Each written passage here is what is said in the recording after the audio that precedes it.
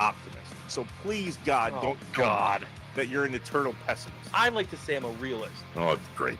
We're going to get along great. This is going to be great. This is Inside Wisconsin Sports with Trevor and Josh.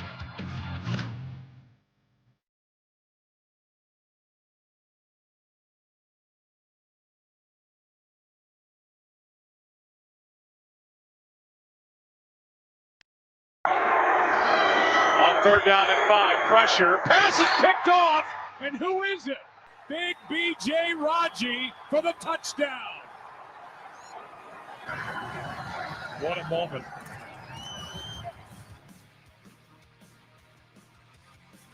Man, if you really hate Troy Aikman and Joe Buck, it's like a nightmare to go back and listen to any old Packer game. Whether it's Bears and Packers or Packers and fill in the blank. If it was on Fox back in the day, which most of them were. Yeah. Woof. It's very true. I always just didn't like him on baseball calls. Oh, dude, I love Joe Buck on baseball. No, but that's I crazy. always felt like his bias was showing in baseball. I thought he was fine on football games. Well, that's plausible. I can hear the bias. You mean in regards to the Cardinals or just in general? Yep. Well, the Brewers played the Cardinals a lot. and so whenever, Joe Buck was on a call, I was like, okay. That was the big B.J. Raji interception.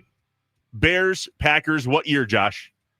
2010. That was the NFC Championship game.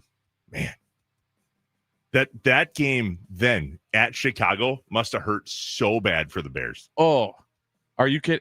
And that was a weird, when we look back, that was a weird time to just being a Packer fan, because we were so used to the Bears never being in that position. But the Bears were supposed to be, according to seeding, the better team. And then? And then the Packers went to the Super Bowl. And then? What's up, Wisconsin? Welcome in Inside Wisconsin Sports with Trevor and Josh on the Wisconsin Sports Radio Network. In those studios, live and powered by the Potawatomi Sportsbook. Get with us on the Nicolay Law Fan Talk and Text line. So much to talk about today. That happened yesterday, and yet nothing happened, but everything happened.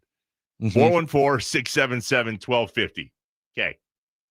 Giannis cleared some things on his social media yesterday, or he had somebody do it, or there's nothing to read into, or there's nothing to see, or how are you? That's my first. When I saw this yesterday, I actually tweeted, Josh is mute. I don't know where I'm about to do a welfare check. Yeah. So how are you? A wellness check. No, welfare. Oh, yeah. Welfare check. Like a welfare check. That's what they say when they call, like, how is your, are they okay? Are you okay? I thought that was a wellness check. I don't know. Either way, yeah, could have probably used one yesterday. I'll tell you what I ended up doing. I ended up just staying off of social media because it didn't matter if it was an account I followed or not. It was like algorithms like, hey, you love Giannis. Here's Giannis news. And it was just nobody's putting up stuff saying Giannis has requested a trade. The Lakers are his first choice. And I'm like, who even is this? And it was just a bunch of nothing throughout the day. And then you sprinkle in some people that I know that said, it's time. And I went, I'm not ready to see that from you either. And so it became you know what? Turn the phone off. No, put that aside for the day. You texted me and said, I'm not ready for this, and you were very down. Yeah, and that was early. That was what, like in the 10 a.m., 11 a.m. yesterday? When it all kind of started to break. Correct. If you don't know what we're talking about and don't have social media, first off, I am so jealous of you. Yeah, right. Like, I don't know if we could do our job without social media. We can't, no. Right? I have buddies that are in the trades and they don't have social media. And I am so jealous of them because that thing takes the life out of me more than it brings life into me. Yeah. Anyway, make sure to follow us on Twitter at HonorJosh, at Trevor Thomas. At your own peril. Because apparently Josh is a great follow until something like that happens yesterday. Yeah, I'm staying away. As a Bucks fan, but I would say you're a bigger Giannis fan. I would admit that. We've known that this was coming, where something was going to happen with Giannis. We may or may not be starting to see the beginning pieces of him requesting a trade, choosing not to be with the Bucks after this season. I mean, all the things that we can read into. And I have questions about that, which we'll get to. But for now, the personal side of this leaves me as a Bucks fan going, meh, knew it was coming. I'm not saying that I expected it at this point, although if you take a step back and look at the Bucks season and specifically look at their performance, and if we're being honest, Giannis needs to specifically look at his performance against the Washington Wizards, and it just seems to be a weird time. So that's my initial feedback / question for you. Why now? They're 9-13. They're in the season. He's just coming off an injury. The Bucks really need him. KPJ goes down, understood. And why now? Yeah, so that's a great point. And I think a ton of it has to just do with social media, right? That's what it all boils down to, is that he was frustrated in that game. Giannis has gotten frustrated before, okay, over his career and his time here. He's a very passionate player. Right? If social media didn't exist, we're not talking about this right now. It's literally not a story because there was no reporting. We're going to talk to Dario Melendez later in the show. Dario didn't go on his newscast last night and say, I talked to Giannis and he's not happy. He wants out. But I guarantee Dario talked about this on his newscast. Of course, but he talked about it because of social media. So the point is that we've had so many times before where things have happened and the talking heads have started rumors, or social media have started rumors, or whatever it is, and it leads to this conversation of, is Giannis unhappy? Is Giannis leaving? It's happened a ton. It's almost like an annual tradition during the offseason that we see this. The difference was, it seemed like yesterday was the closest to real it ever seemed before. What was the difference? It's not social media that's the difference. It's Giannis himself. This wasn't some because report of his social media account. Is that what you're talking about?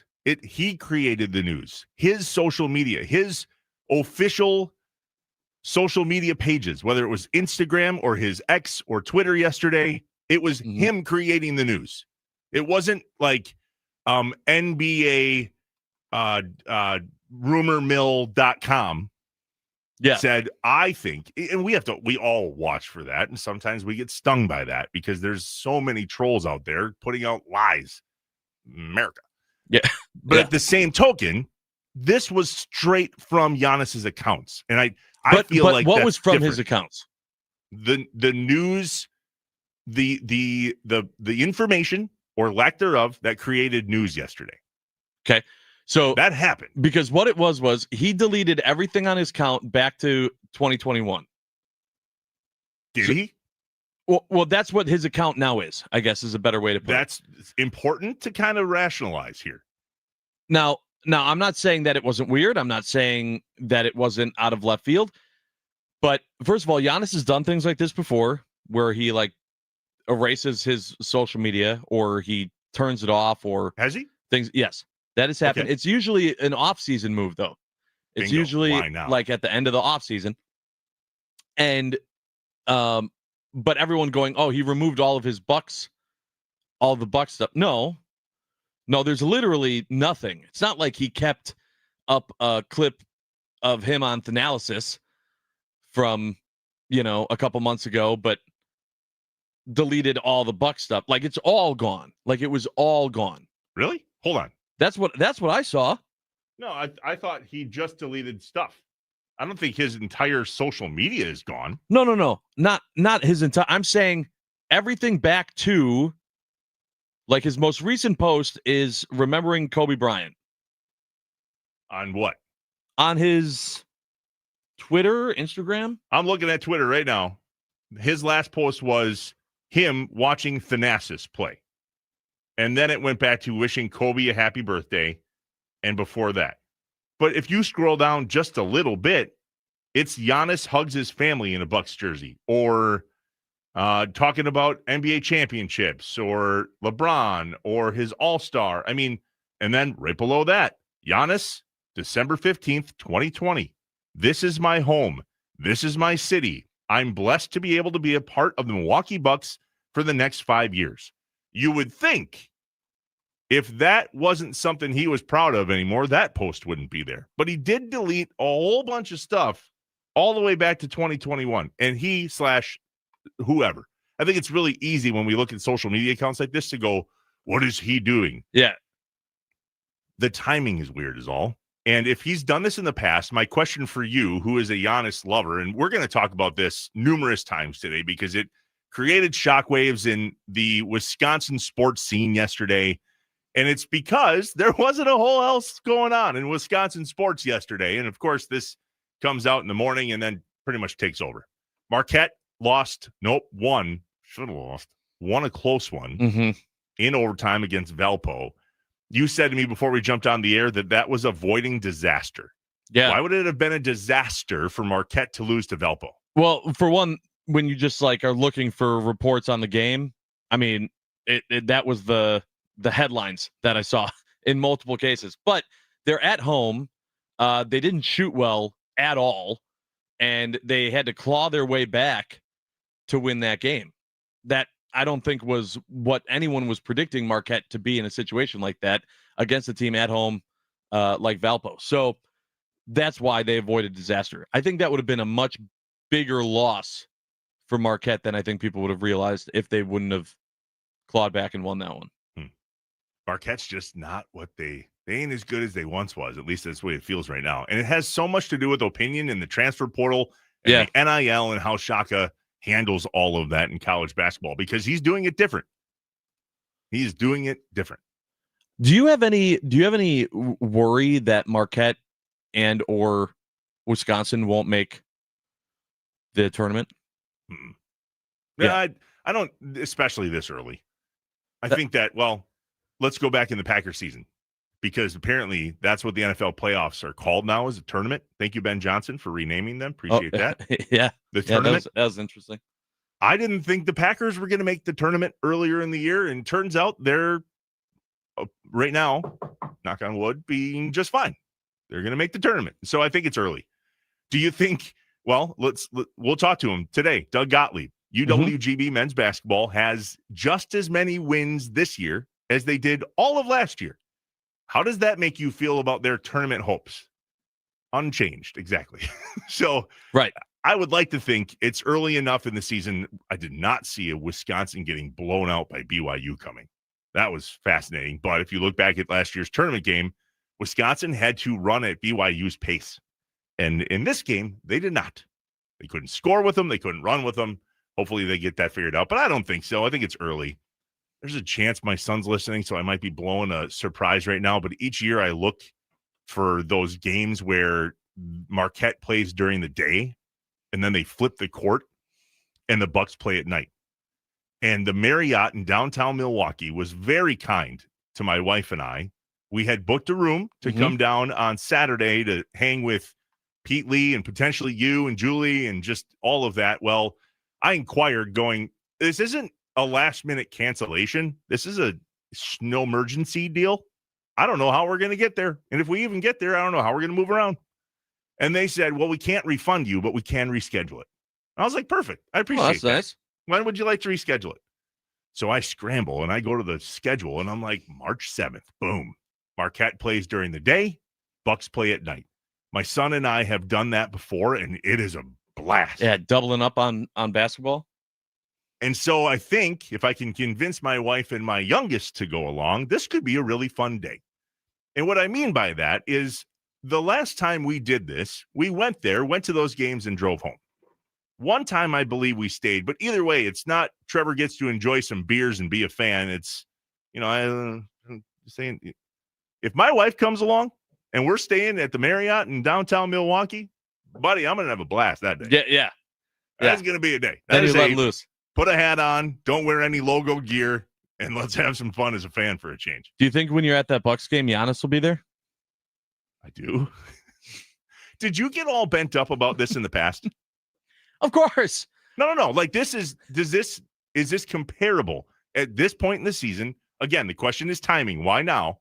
So did you get bent up about this in the past when he did it after the season or whatever this looked like before?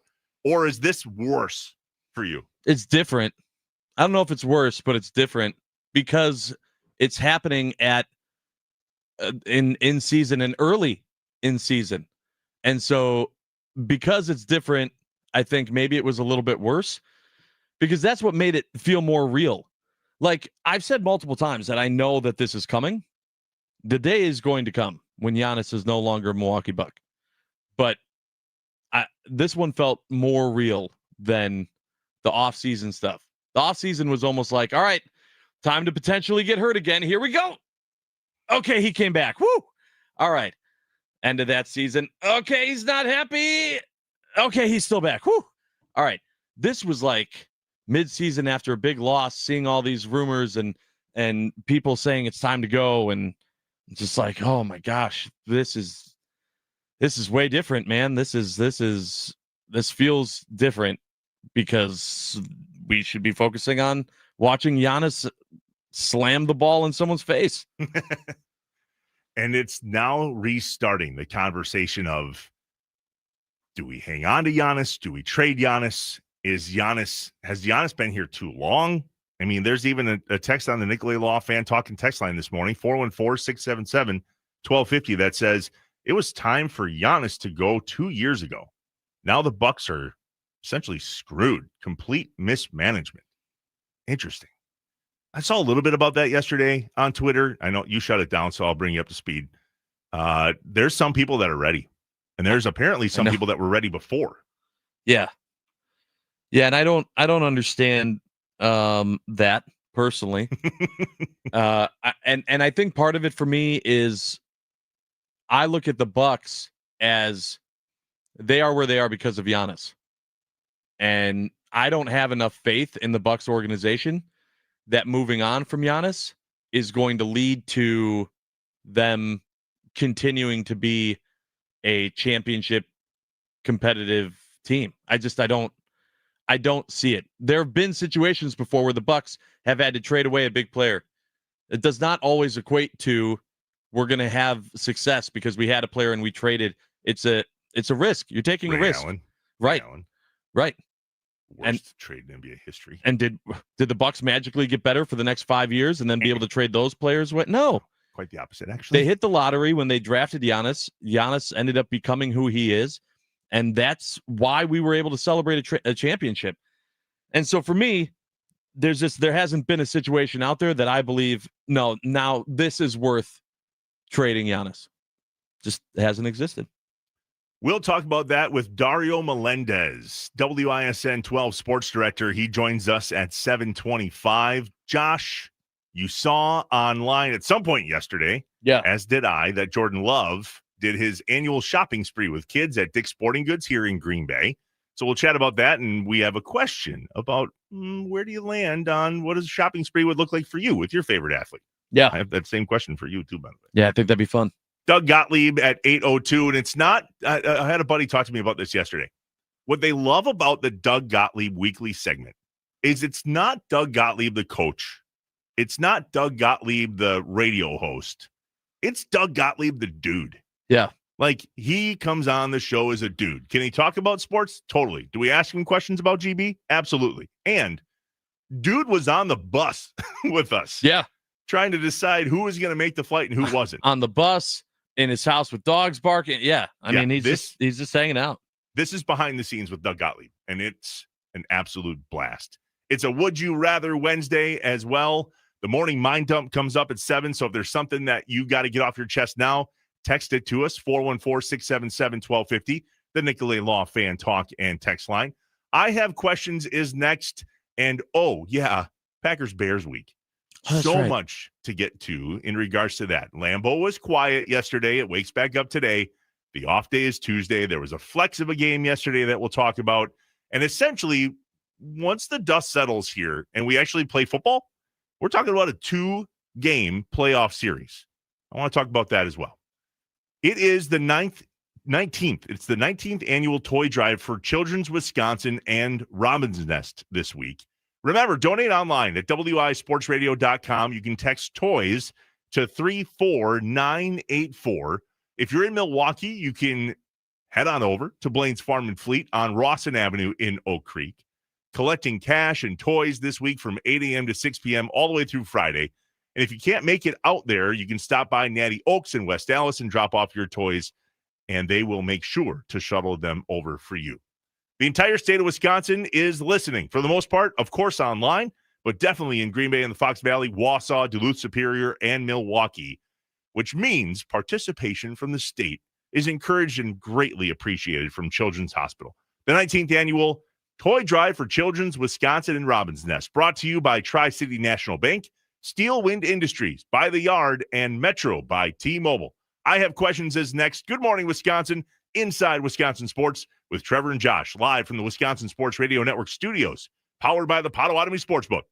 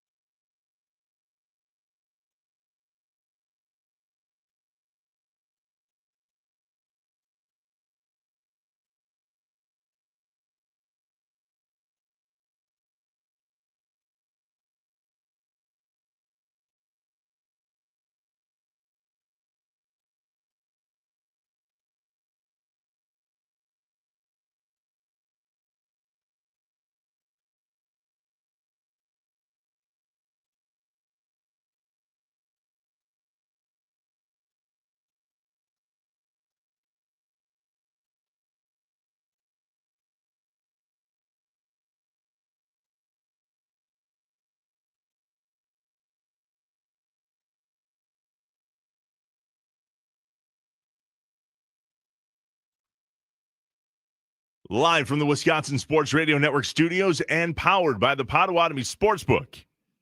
We are inside Wisconsin Sports with Trevor and Josh. Hi.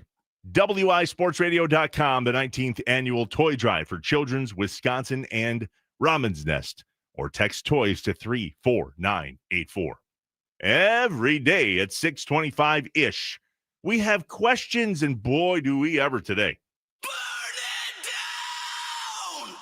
When things just don't add up, Trevor and Josh ask the hard questions, or just point out how messed up stuff is. I only have one question. Can you fly this plane and land it? Surely you can't be serious. Do you view this season as a failure? You asked me the same question last year. What's the most important question the Badgers have to answer Saturday? This is a great question. Oh my God, this is a great question. It's time for I Have Questions on Inside Wisconsin Sports with Trevor and Josh. The Nicolay Law Fan Talk and Text Line, 414-677-1250. You have questions. And get them in, 414-677-1250.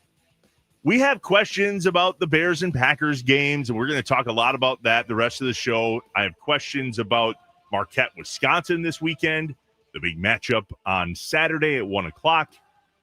But more than just a question about Giannis himself, I have a question in regards to why do athletes, and specifically professional athletes, seem to do this to us? Is it social media that's the problem? Or are we just in a different era of professional sports? So here's kind of the question as I break it down in my head. Everybody got their undies in a bundle yesterday in regards to Giannis and the social media and the deletion. And then it was easy to connect that with him, what appeared to be giving up in the game the other night, frustration. He didn't play well. KPJ goes down with an injury, and the Bucks lose to a team that absolutely should not have beaten the Milwaukee Bucks. But this isn't just in the NBA or with Giannis. This is in the NFL with Packers that we love, and they do this stuff on social media. Or in other sports, Brewers, and maybe somebody gets traded, then they blast where they just came from. My question is twofold. One, why do they do that to us? Because they must know this is going to send us into a tizzy. And two, how did they do this to us before social media?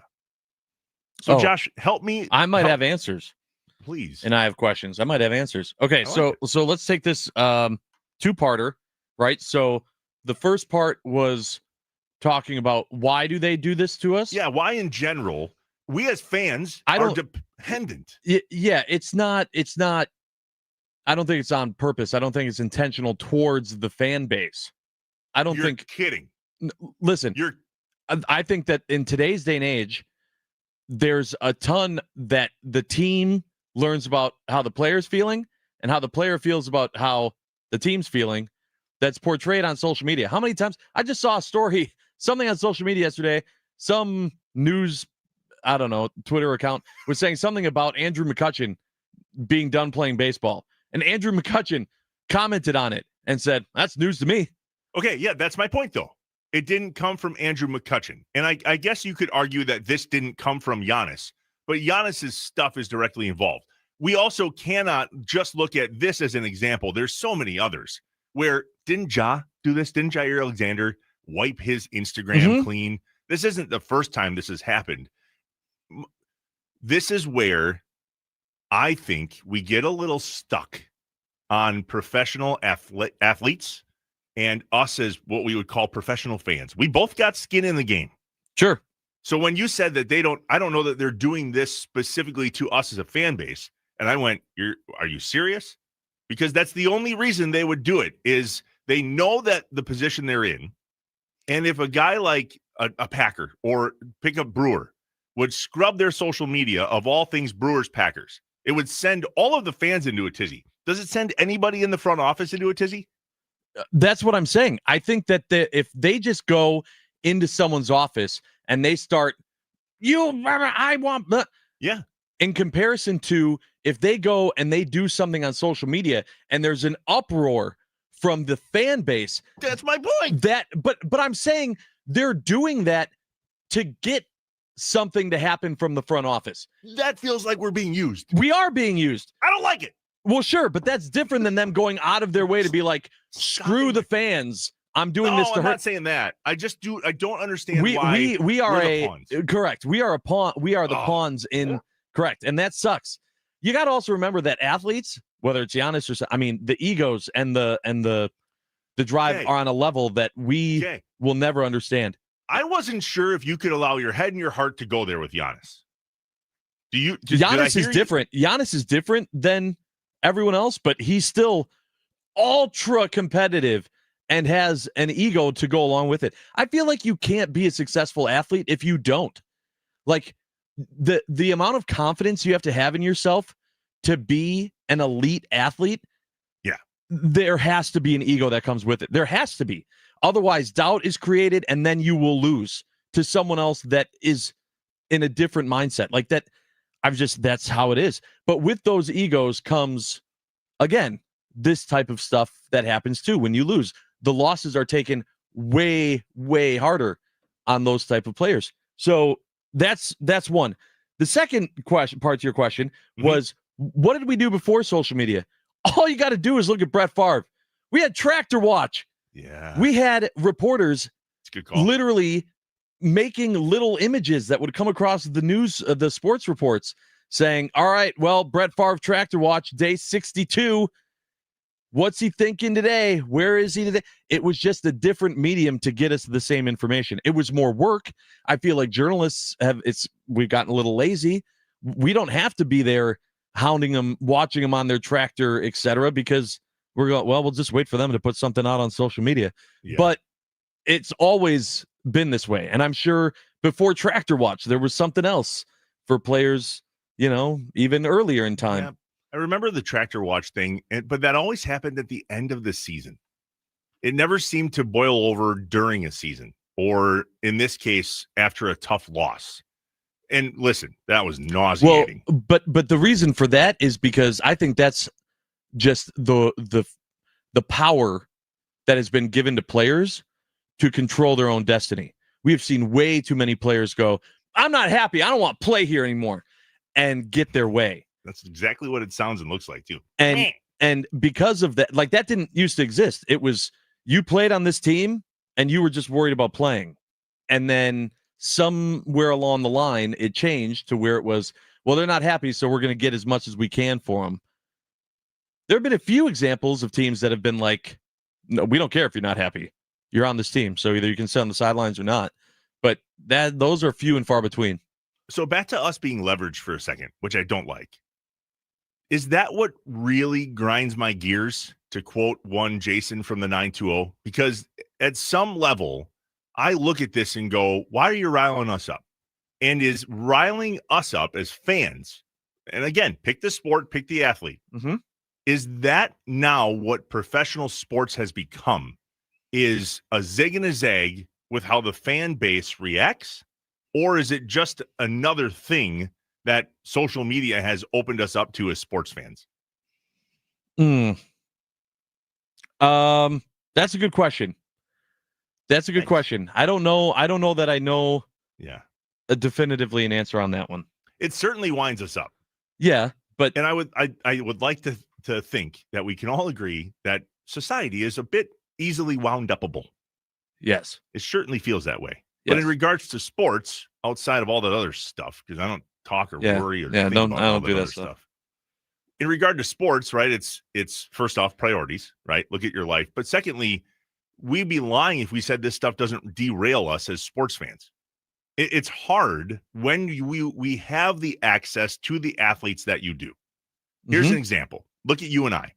We're talking about something that had nothing to do with a game, an injury, a schedule, a contract, none of that. It is just complete, oh my God, what does that mean? That's so fascinating to me. Because if we back out of this as sports fans, one could quickly answer, does it matter? Why does it matter? Why does something like this matter to us as sports fans when a guy like Giannis or whoever's managing his social media does something like this? And by the way, as human beings, our brains are wired for negativity. It's very easy for us to go to a negative place. Yeah. Rarely would we ever look at something like that with Giannis's social media yesterday and go, I bet you that means something great. That doesn't happen. Right. Very, very, very, very rarely is that the case. Is that a careful what you wish for scenario, Josh? I mean, we all want to, and this is one of my would you rather questions later, so I'll pose this in a different way right now. But we all want access, right? Everybody wants to get to know these people and meet these people, and oh, cool, we get to some behind the scenes stuff. As long as it matches our narrative and our wishes and our wants. Right. When it doesn't, then we have that same platform to complain about it. Well, you and I do. Well, but I'm saying social media. Reach is important. Sure. But I don't I don't even know that the reach necessarily, if you're convincing 5 people or you're convincing 500, it's still you have the ability to put your thoughts out there that you didn't used to before, such as the Nicolay Law Fan Talking text line. There was a time you listened to radio, and unless they took your call, it didn't matter. We didn't know. No one else listening knew. Now you can text in, you can interact with the show, you can watch us on YouTube, you can comment on YouTube, like random user 1812 who does so and said, not trading Giannis is just delaying the inevitable. I watched the Bucks pre-Giannis. I know what Josh is saying, but their future is bleaker with him. Everyone gets old. Do you agree with this one? This is an interesting take on this question. Okay. From the 608 says Giannis has been losing his humbleness since the NBA championship. His behavior is like LeBron's, orchestrating coaching and player decisions at the detriment of the team. I love Giannis, but that's the truth. From Driftless. Do you agree with that? I mean, I'm not gonna lie, I kind of started zoning out the second that you read. Want me to read it again? No, I don't. Comparing Giannis to LeBron in terms of no. Do you see the similarities though? This person isn't wrong in that that's absolutely something that Giannis has done. He's definitely orchestrated player and coaching decisions. Sure. He's used himself as negotiating barter. Yeah. We know that. So in regards to him losing a little bit of his humbleness, is it at a LeBron factor? No, not yet anyway. Please, God, no.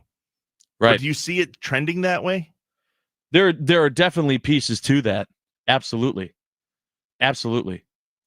I'm not denying that Giannis has changed. I miss the days of when, we were asking him about his favorite foods and, pepperoni Chick-fil-A. pizza and even before the 50 piece in 2021.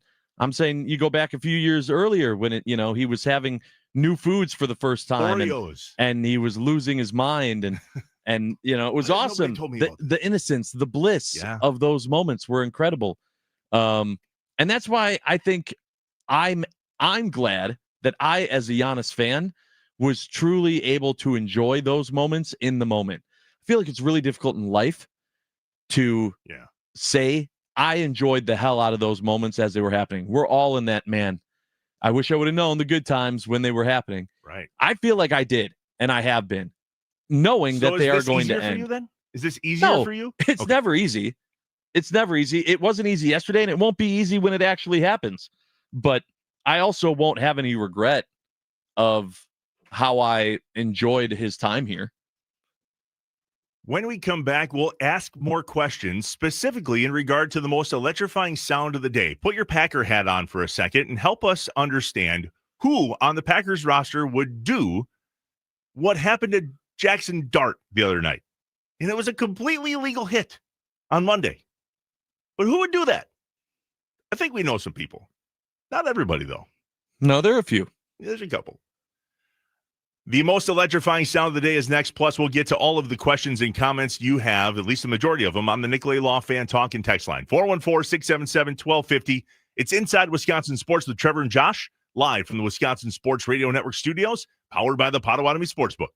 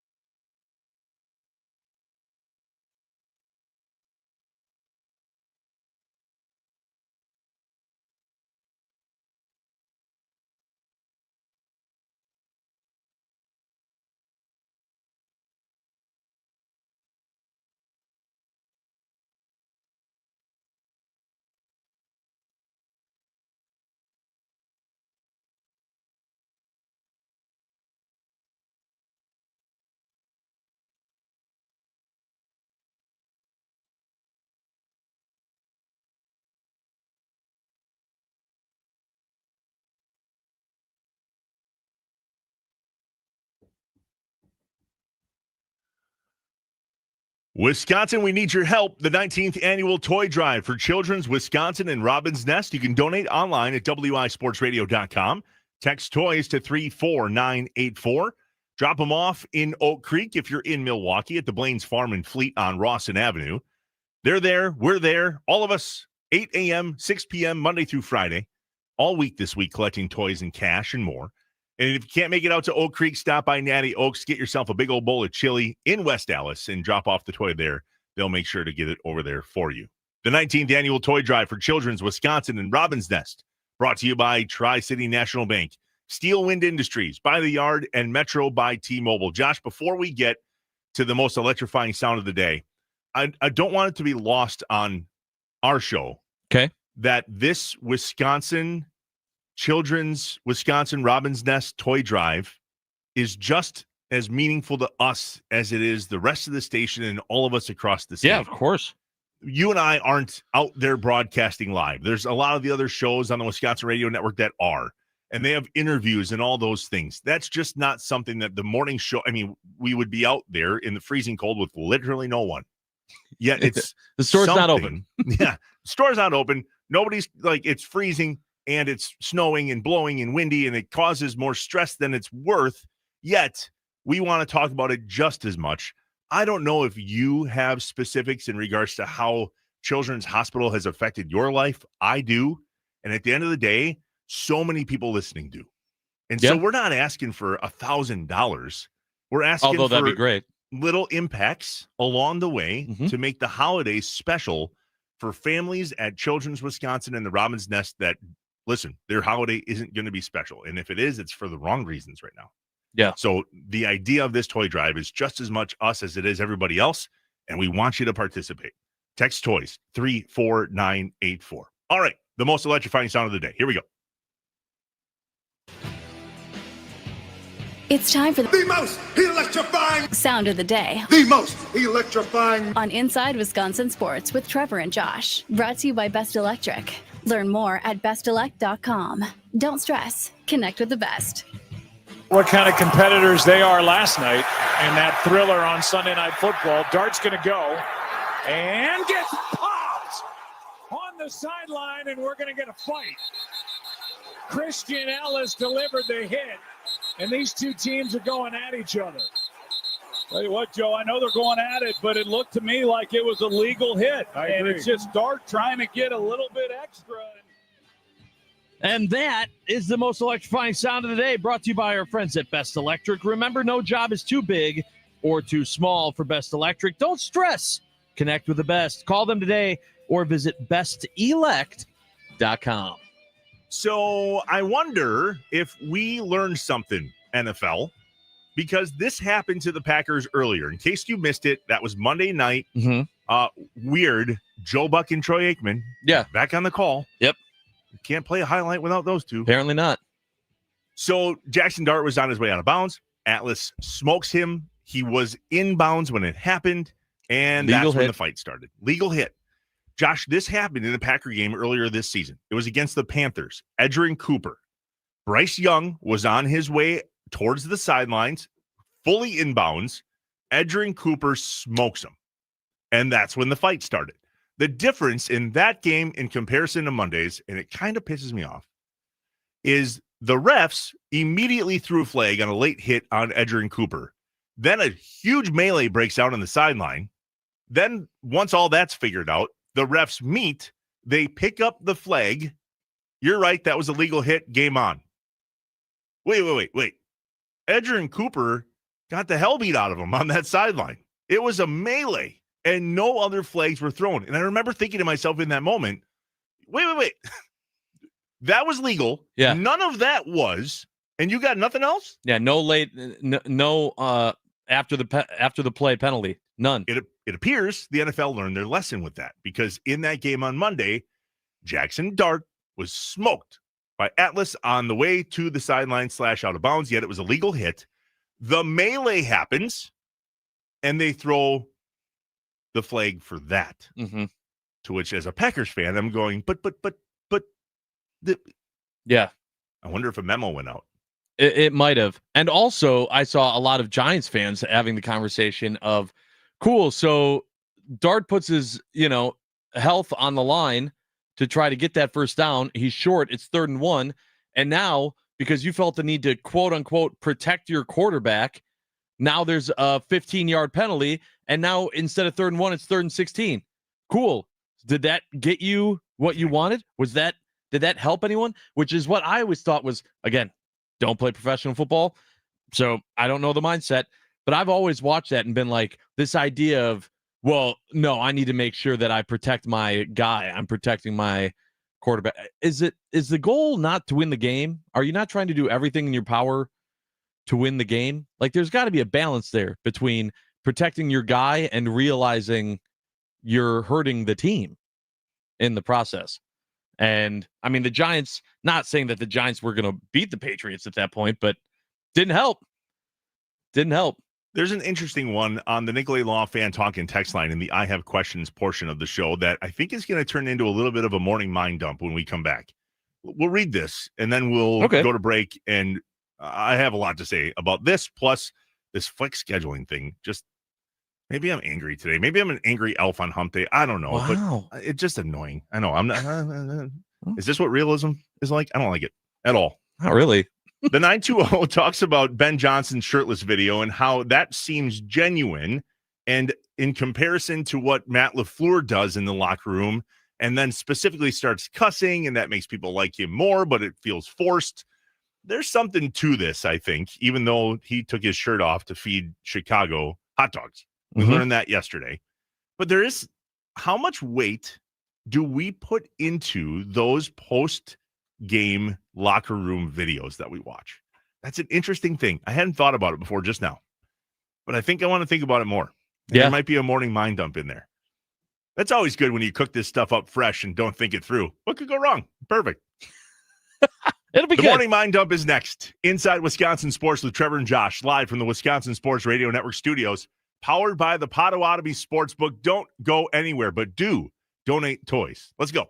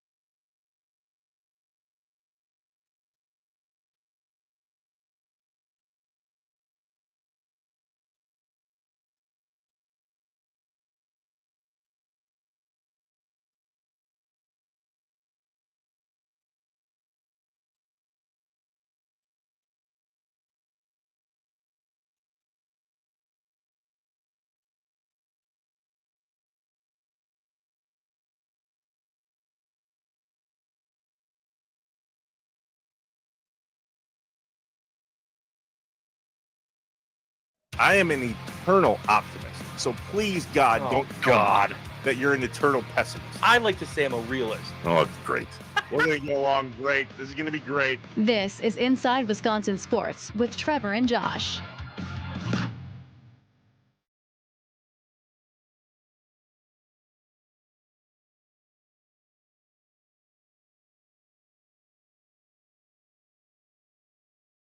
On third down and 5, pressure. Pass is picked off, and who is it?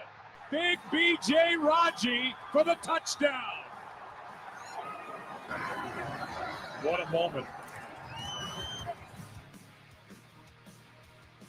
Inside Wisconsin Sports and Trevor and Josh live from the Wisconsin Sports Radio Network studios, powered by the Potawatomi Sportsbook. Good morning, Wisconsin. Live statewide. Trevor Thomas, Josh Albrecht. Hi. Follow us on Twitter if you want us to ruin your life, just like Giannis ruined ours yesterday. Wow. At On Air Josh and at Trevor Thomas IW. Well, listen, facts are facts. I'm not going to ruin your life. I don't think you're going to ruin their life either. Yeah, gosh, I hope not. Giannis ruined ours a little bit. A little bit. I haven't ruined my life yet. You're telling me your life wasn't ruined yesterday? Ruined?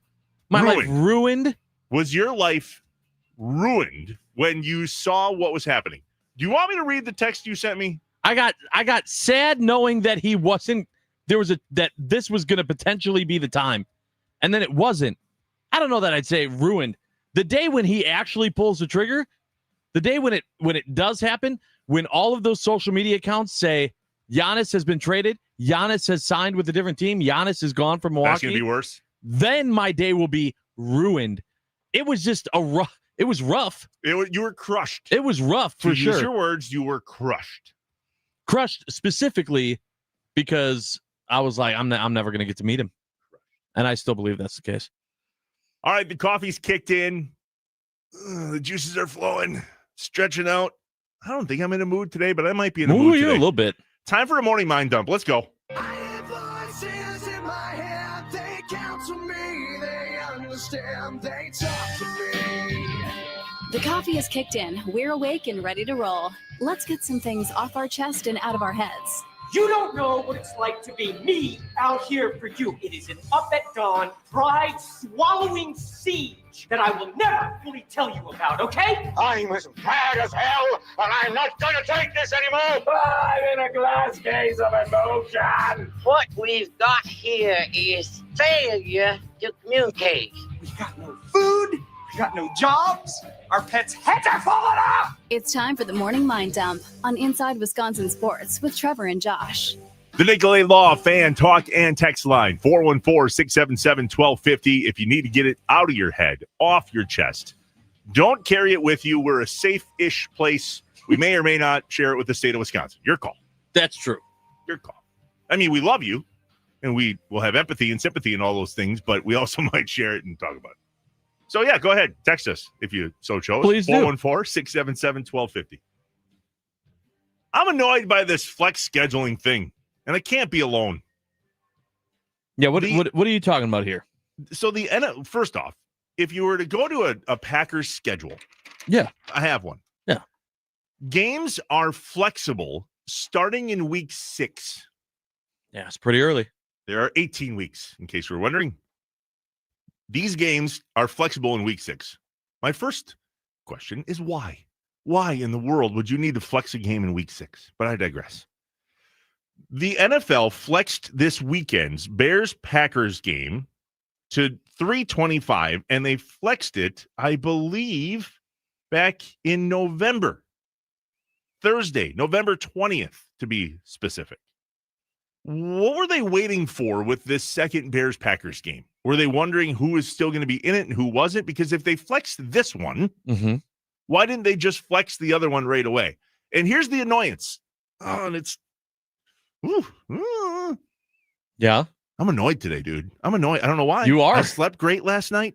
It could have fooled me. Yeah, I know. When we do what we do, I watch games differently. And the old ADHD doesn't need anything but me, myself, and I and my laptop. Do you think we have something going on for Christmas maybe on that Saturday night? You think maybe we're going to be at a Christmas gathering because that's the way every single friggin' weekend goes between now and Christmas? Oh, yeah. I could totally do 325. I was good. And by the way, last I checked, that's the game of the week in the afternoon on one of the networks, CBS or Fox. Yeah. Do they have to flex it to Saturday night football? Yeah, listen, prime time for the Packers. I love it. It's going to be a great game. Bears, Packers. I mean, it's all the things we as fans want. So it's totally selfish on my part. But we're going to be at the Pink Flamingo Christmas party. And this group of people not only knows how to have a good time, they're professionals. So my ability to watch the game in an atmosphere where I'll have to use it for work is gone now that this game got flexed. But it's deeper than that, especially this time of year. So from 325 to 725, think about how many travel schedules change. Think of not only for the teams, but for the fans and everybody else in a big city around the holidays. Yeah, you're not going to like the answer on this, but they don't care about you.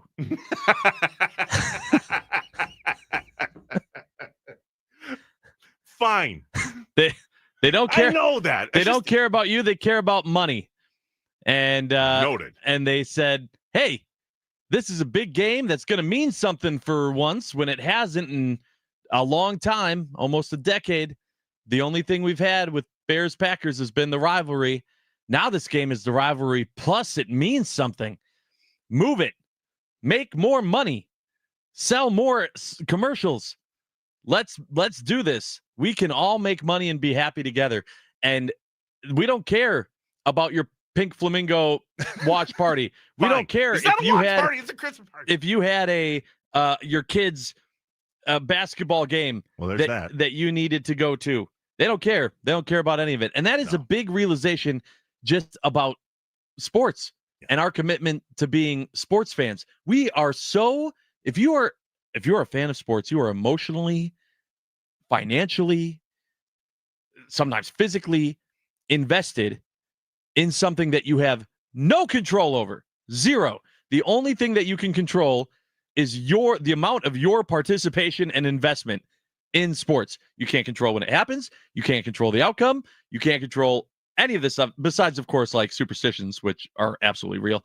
But that's great. But besides that stuff, we have no say. We have absolutely no say, which is why a lot of times it just hurts. Being a sports fan just hurts. Yeah, there's really, it is the only thing in life that we follow on purpose, knowing we're going to get crushed at some point. Yeah. That's it. It's love and sports. That's it. That's it. That's really all it is. So I understand your frustration, but you got to, I mean, I wasn't even fazed when I saw this, when it got switched. I was like, yeah, okay. Yeah. That's the way it goes. Do you watch games differently now in regards to when you were in the past? How have you always watched football games? Because I feel like everything changed for me recently, maybe in the last 2.5 months in regards to how I watch football games. Think about that for a second. If you're listening to this radio station across the state of Wisconsin right now, it means you care about sports at a different level than the majority of other people. Sports fans, there's all sorts of different types and different levels, and the laissez-faire sports fan. I may or may not have been a laissez-faire Packers watcher fan because I can always get caught up with the clips and all that stuff. It's very difficult for me not only to keep a thought process alive in when I do for a living, but also specifically watching a sporting event. There's a lot going on and a lot of things that I think about. And a lot of times I would rather get up and go get something to eat or talk with a buddy or go to the game. But I feel like I can't do that now because I have to like put the blinders on, which is very difficult for me. Yeah. My blinders have see-through. Do you watch it different? I do. I'm a very emotional person in general. And so I really allow my emotions to take over when it comes to sports. And I don't feel like I just kind of, I don't think. I just let how I feel drive the bus. I would say that when I'm watching sports, I'm a lot, and I never thought that I was this way, but I'm a lot better than Brandon Snide, who you can hear from 9 to noon, who sometimes is so worried he doesn't even watch the games. Oh, wow. I literally have heard him say, I can't watch the Packers play because I get so worried, upset. And I was like, you can't even watch? You can't watch, period? That's crazy to me. But there's some people that see the way that I react to sports and they go, you got that upset because of this news? That's crazy to me. You and I are very, very large advocates of mental health. Yeah. Both of us. We talk about it very openly, vulnerably, and authentically on this show. I do not have any opinion on how you watch sports, seeing it firsthand. I very much respect the mental state that you are in when you are literally bobbing and rocking back and forth in a seat at AmFam Field. Yeah. With in the heat of the late summer with a carpeted black Brewers hat on. Yep. You do you, boo. Yeah. For me, it's the detail that's lost. I sometimes love to watch as a fan, but now I have to pay attention to details that I don't think I paid attention to in the past. Probably because I didn't need to know the little things. I just needed to know the big things because that's all you talk about at the water cooler is the big things. But you and I talk about a lot of the little things too. I think that it's fair for the way that you fan to change over time as well. I don't think I was always a realistic fan. I think part of that just came from protecting myself and just starting to look at the other side of it as to not let myself get as hurt as, emotionally, because I realized I can't decide what is going to happen in this game. And we've had a lot of heartbreak in Wisconsin sports. And so I think that, that kind of just formed over time. It's interesting when we watch games and what we pay attention to and what we don't. And I love the entertainment of it. And yet when we throw into the end zone on 3rd and 4th down from the 22 on a 4th and 3, I have questions. And I don't think I analyzed that the way I do now. But nonetheless, flex away, NFL. Did you see the text from 1961? This says, I was 5 in 1961 in Brooklyn when I learned that money talks and BS walks. And it's never been truer than with the NFL and TV today. Ron Rome. Yeah. That's a long time ago, Ron. It's true. I love this one from Bennett in Brookfield, who said, it's changed in the last 2 tree years because I have kids and now I have to say, not now. Dada's yelling, run the ball at the TV. And I have to watch my swear words. Not now. But maybe that's to my point. So the game was flexed. It was either going to be at 3:30. People are saying it wasn't flexed. People are saying it was TBD. No, it wasn't TBD. Okay. I literally have the schedule in front of me. Saturday, December 20th at Chicago Bears, 3:30 or 7 p.m. This is literally from the Packers website. Okay. And they had it tagged for Fox, meaning the game was expected to go 3:30 or 3:25 on Fox. It got pushed to Saturday Night Football at 7 p.m. So the game was always either going to be one of those two times. So you knew that there was a chance. It was a 50-50 chance. Doesn't affect my social schedule any differently, Josh. Well, okay, but you should have known that was a possibility. It's not like it was written in stone, 3:25, and then they went, scratch that out, go with 7. Yeah, there was a chance that it could have been either. I like your attitude. Why? Because I'm being realistic about the fact that there were 2 times on there and one of them got chosen? I don't do realistic well. Sorry. This is how it works. I don't like it. Yeah.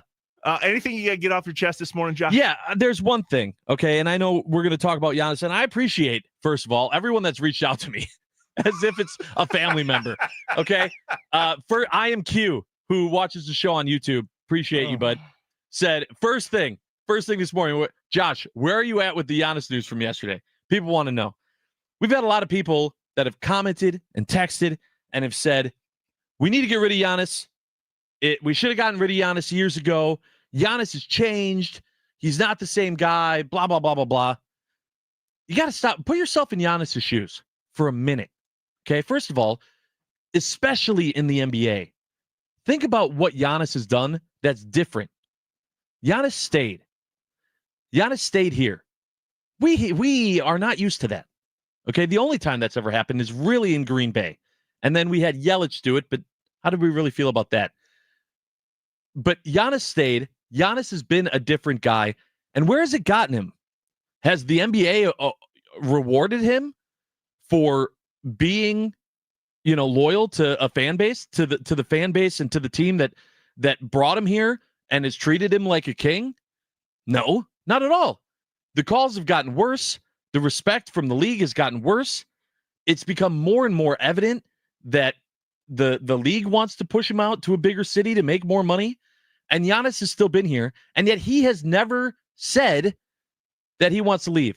He has said that he wants to win. He wants to be on a competitive team.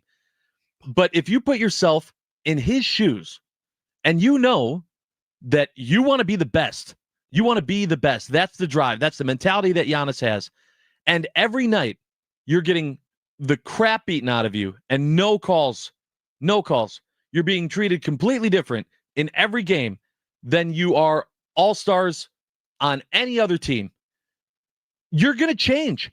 You're going to change a little bit of who you are. You're going to get salty a little bit. You're going to lean a little bit more towards being one of those people if it means that it's going to help you in the long run. It still hasn't. But I'm not mad at Giannis for not being the same person that we see it in the media as when, he first kind of his rise to prominence. I'm not at all, because things have changed. And so I give him a pass. I understand I'm biased. I love Giannis. And so if you disagree with me, I'm going to go, that's fair. and you can do that. But I'm going to say in regards to anyone that goes, yeah, Giannis isn't the same. Tell me one player in any sport that has his type of ability that is treated the way he is by the league and continues to stay exactly the same. You can't. Do you think that's going to change, though, if he leaves? I mean, that was one of the first texts I just read on the Nicolay Law fan talking text line. We have no idea. 414-677-1250. Calls won't be better if he leaves. So I'm asking you, do you think it's going to be better if he leaves? No, I don't. So then how is that a frustration of his in Milwaukee in comparison to him being on a different team? I don't know that it is specifically in Milwaukee. I'm saying we can find, from a fan perspective, watching this outside of the moment, looking in, we can see motive. We can see motive of, well, why isn't the NBA taking care of this problem with Giannis and treating him differently? And we can say in our heads, well, it has to be because he's not getting the calls. It has to be because he's in Milwaukee. He's in a small market. They want him to go somewhere else. That's a small market mentality that we're used to as fans, and so we can connect the two.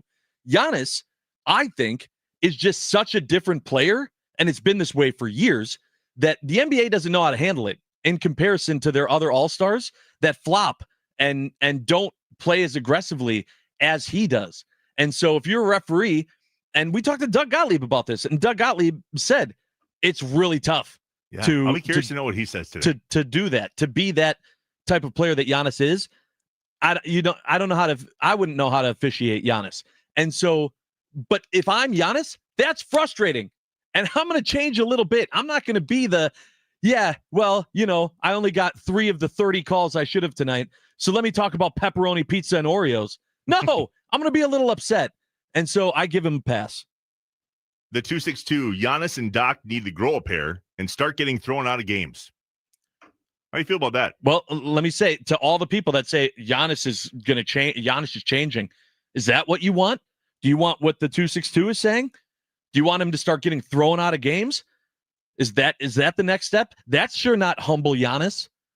I'm just saying, think about all of these things. I feel like a lot of people like to jump to this and say, we got to get rid of him. Things will be better. He's not the same. Oh, grass is not greener, my friend. But that's what we do best as sports fans, especially here in Wisconsin.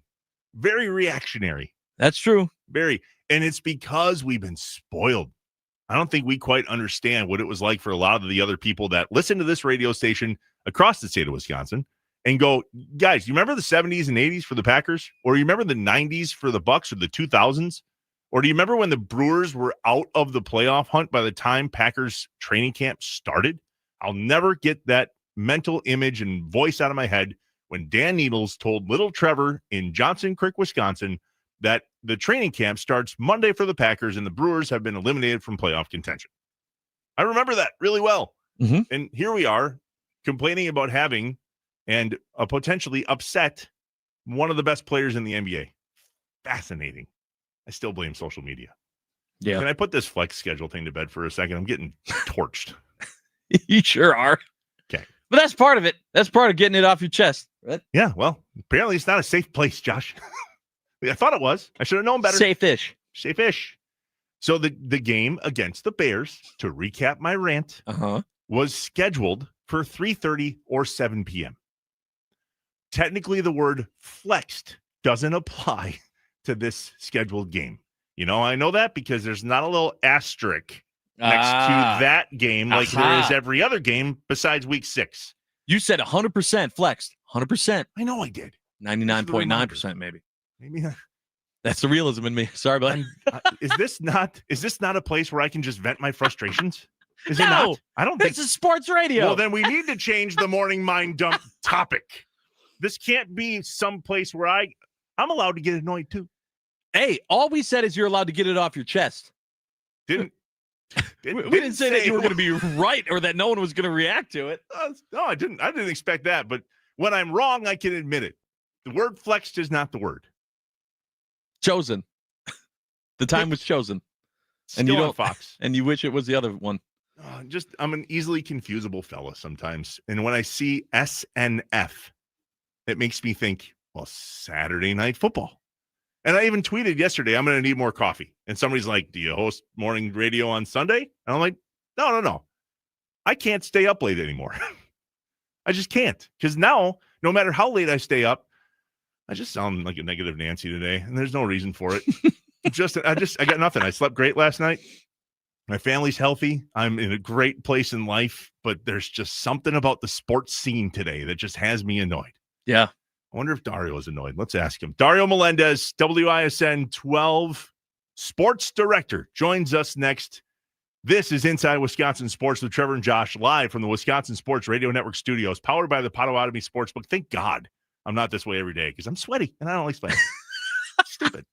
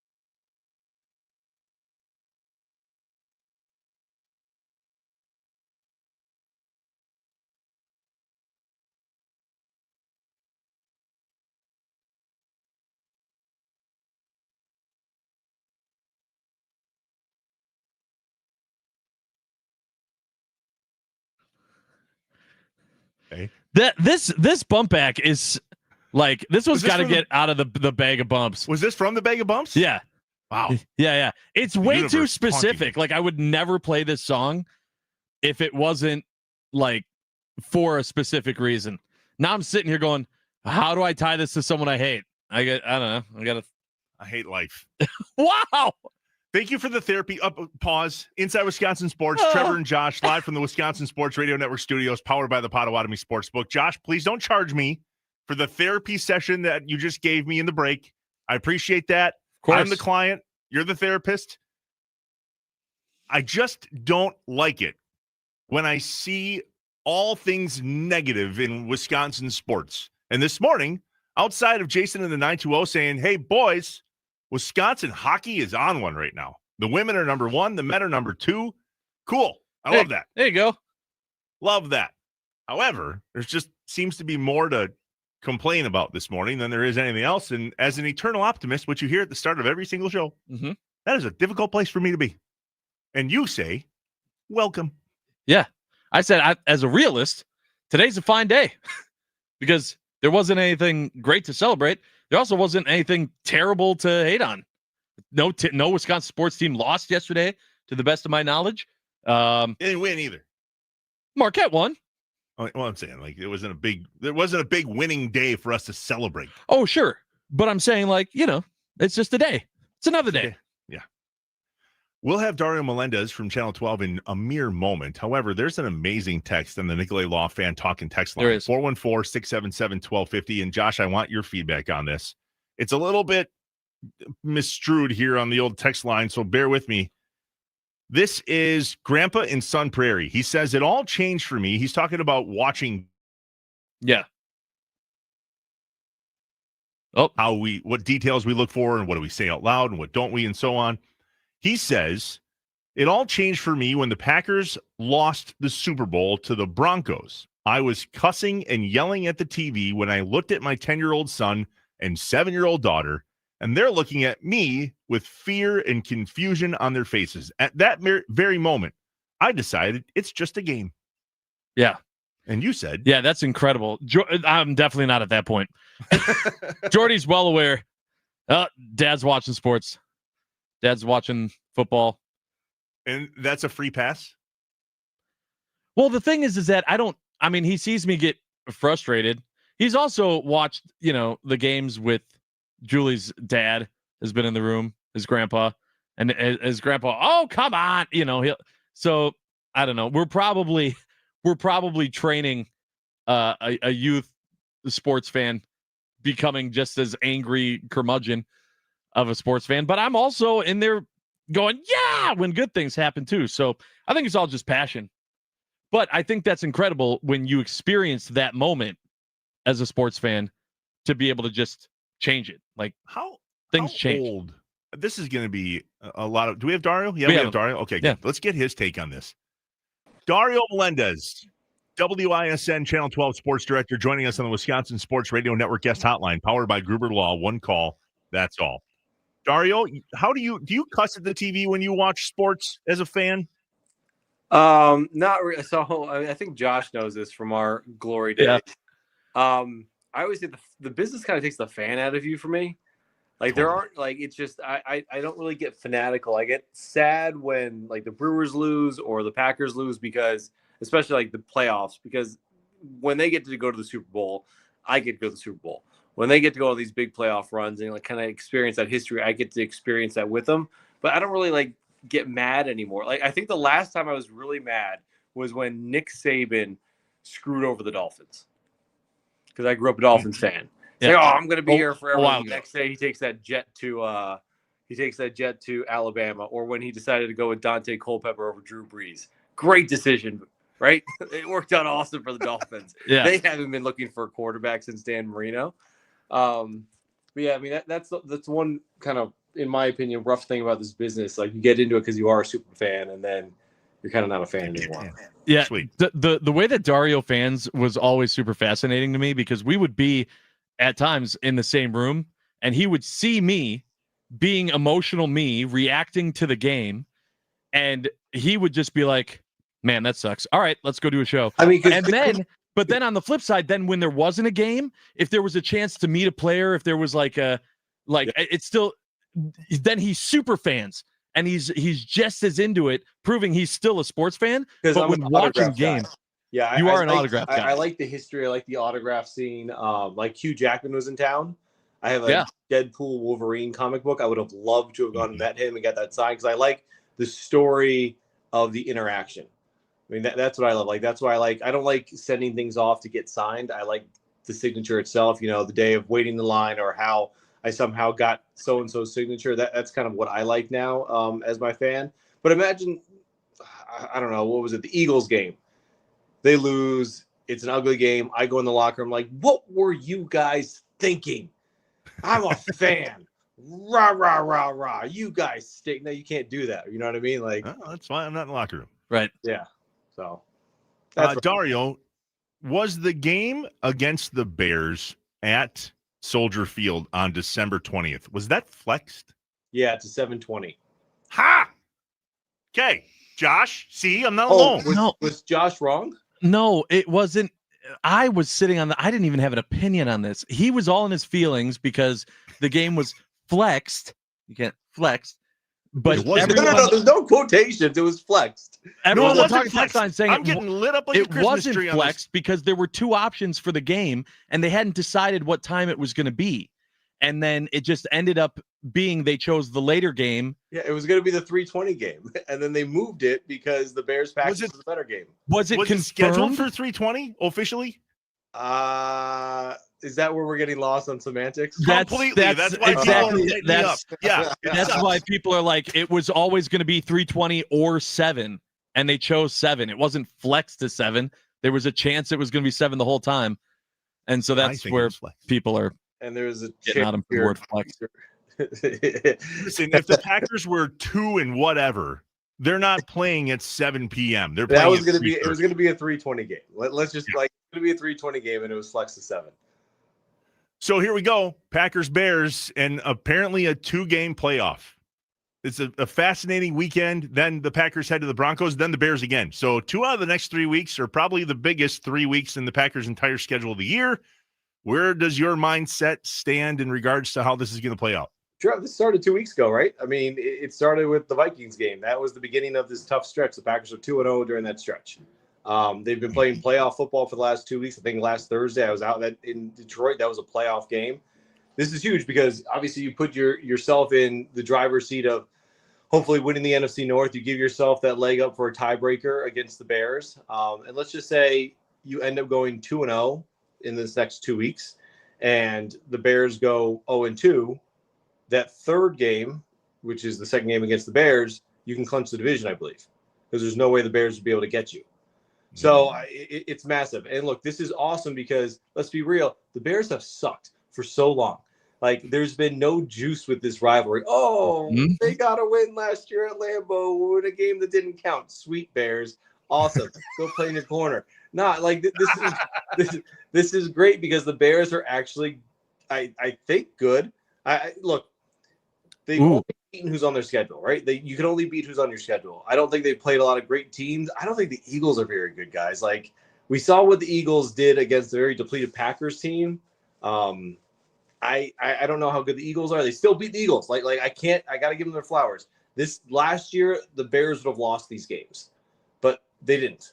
So they're obviously playing a better caliber of football. I don't know how good their schedule has been. I mean, we're going to see. If the Bears end up beating the Packers, you cannot say they're not a good team. If the Bears lose, or especially or get blown out by the Packers, I think they're frauds.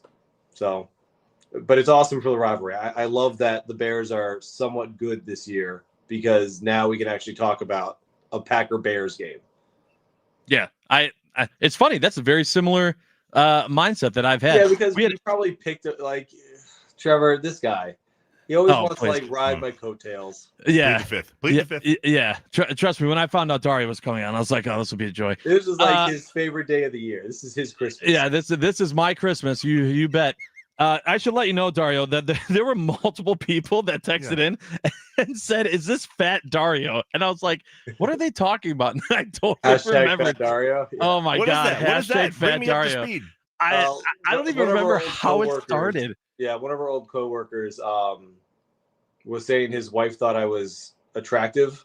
So he's like, we just need Dario to get old, Dario to get fat. If Dario gets fat, everybody wins. Yeah. Hashtag fat Dario. That's and right. to his surprise, I got fat. So it's not fun. It's not fun. Get in line. Get in line. Yeah, fat Dario. God, that was fun. So the question that I asked Trevor yesterday and that we had a huge discussion about was, at this point in the season, would you say the Bears are legitimate? I mean, I guess last week it came out that they're the worst 8-3 team ever. Now they're 9-3. They beat the defending Super Bowl champs, something the Packers didn't do. They also beat a Pittsburgh team barely without Aaron Rodgers. They barely beat a Vikings team. They got smoked by a Lions team that the Packers swept. I don't really know what to make of this team, if I'm being honest. I think Ben Johnson's a good coach. You see how bad the Lions offense has been. You see how, I guess, decent the Bears have been. Look, it's hard to be a 9-3 team and be bad, no matter who you're beating. I don't think their strength of schedule has been very great. I don't think it's been very strong. And I think this Sunday is going to be very telling for both teams. If the Bears end up winning, they're a darn good team, and Packers should be in for that rivalry being kind of renewed for the next couple of years. If the Packers, who I kind of think are going to blow the doors off them, if that happens, then the Bears are frauds. And then it's kind of like Clay Matthews said, the Bears still suck. That was great, though. I've watched it like 3 times this week. Phenomenal. Yeah. My fellow Americans. Yeah. The Bears still suck. That and that Stu Feinert clip, which I can't repeat. That's true. No, you can't. Dario, I know we're running out of time here. We got to get to a break. But as someone else that loves Giannis, I have to know, what were you thinking, feeling yesterday, seeing all this on social media? And do you think that this is just another example of social media and the media in general making something out of nothing? Or do you think that there's some validity this time to Giannis on his way out? I think he's mad. I don't know about on the way out. What disappointed me, and because Giannis has always been so good about this, and this is something that Matt Harvey when I was in New York, used to always like grind my gears about. When you have a bad loss, like, you got to stick around and talk. Yes. Like if you looked at the end of the game, Chris Middleton's there. Giannis gets up and walks off the court, doesn't say hi to anybody, doesn't do the handshake. And I get it. He was mad. Like, I'd be mad too. You blew a 13-point lead to a 2-win Wizards team. Like, that's pretty damn bad. But then afterwards, I was looking, like, I didn't see any sound from Giannis after the game, which makes me to believe he didn't speak to the media. And if Giannis doesn't speak to the media, that means other people have to kind of pick up the slack and do it. Like, that's the only thing that kind of disappointed me. Like, he's always been so good about that. Like, I have so many stories about how Giannis on bad days, on good days, on days I couldn't get a question in, he made sure I was the first one to get a question the next time. Like, he's always been so accountable. So that's the only thing that kind of bothered me. So I think he was mad. They've lost a lot of games in this recent stretch. Things aren't really going their way right now. I don't know what the answer is. I mean, we fired Bud, right? And you fire Griffin. And then what's next? I mean, how many more people can we fire until like we get to the real reason why the Bucks continue to struggle? All right, Dario, on your way out, give us your prediction. Packers-Bears. You said that you thought the Packers were going to blow them out. That's exactly how I feel. By the way, Josh, I did not hear Dario say that the Bears are legitimate, so I'm grateful for that. Well, he said, I guess so. So he answered the question of, are they legitimate with, I guess so. And then he took a breath and was like, but I think they're fraud. But as Mr. Flex today, semantics are important, so I guess. Trevor, I mean, I don't know why you agreed to this. You could have had I didn't. Bro, you could have anybody in the state. Look, Trevor, anyway. I'm sorry. I think we lost Dario's audio there. I'm not put sure. his mic back up. I'm up early all the time. This could have been you and me. This would have been the best show in the state. Instead, you got stuck with this clown. Dingleberry Radio could have been heard every morning with Dario Melendez. Are you frat brothers or something? My license plate says Dingleberry. I'm sure it does. And it's always funny seeing people take pictures of it from the back. What's your prediction of the game? Oh, prediction: Packers win. Josh looks stupid. Perfect. Yeah, that's nailed it. Right. Nailed it. I love it. Dario Melendez. I'd say thanks, Dario, but I'm not thankful. All right, thanks, bud. Bye, Trev. We're gonna have you back on early next week. Love you, buddy. Good to see you. See ya. The Wisconsin Sports Radio Network guest hotline, powered by Gruber Law. One call, that's all. I forget you guys have a history. Oh yeah, and people. The funny thing is the amount of people that like buy into it. remember. Dario and my relationship is literally what professional wrestling was before the kayfabe got broken. Who's the heel? And people could see. Dario's absolutely the heel. I don't know. No, he is the heel. Dario's the heel for sure. And he loves being the heel. The 19th annual toy drive for Children's Wisconsin and Robin's Nest. Donate now online, wisportsradio.com. Text toys to 34984. Or if you're in Milwaukee, head to Blaine's Farm and Fleet on Rawson Avenue. We're collecting cash and toys all week, 8 a.m., 6 p.m., and all day, every day online at wisportsradio.com. The 19th annual toy drive for Children's Wisconsin and Robin's Nest is happening now. Brought to you by Tri-City National Bank, Steel Wind Industries, By the Yard, and Metro by T-Mobile. It's Inside Wisconsin Sports with Trevor and Josh.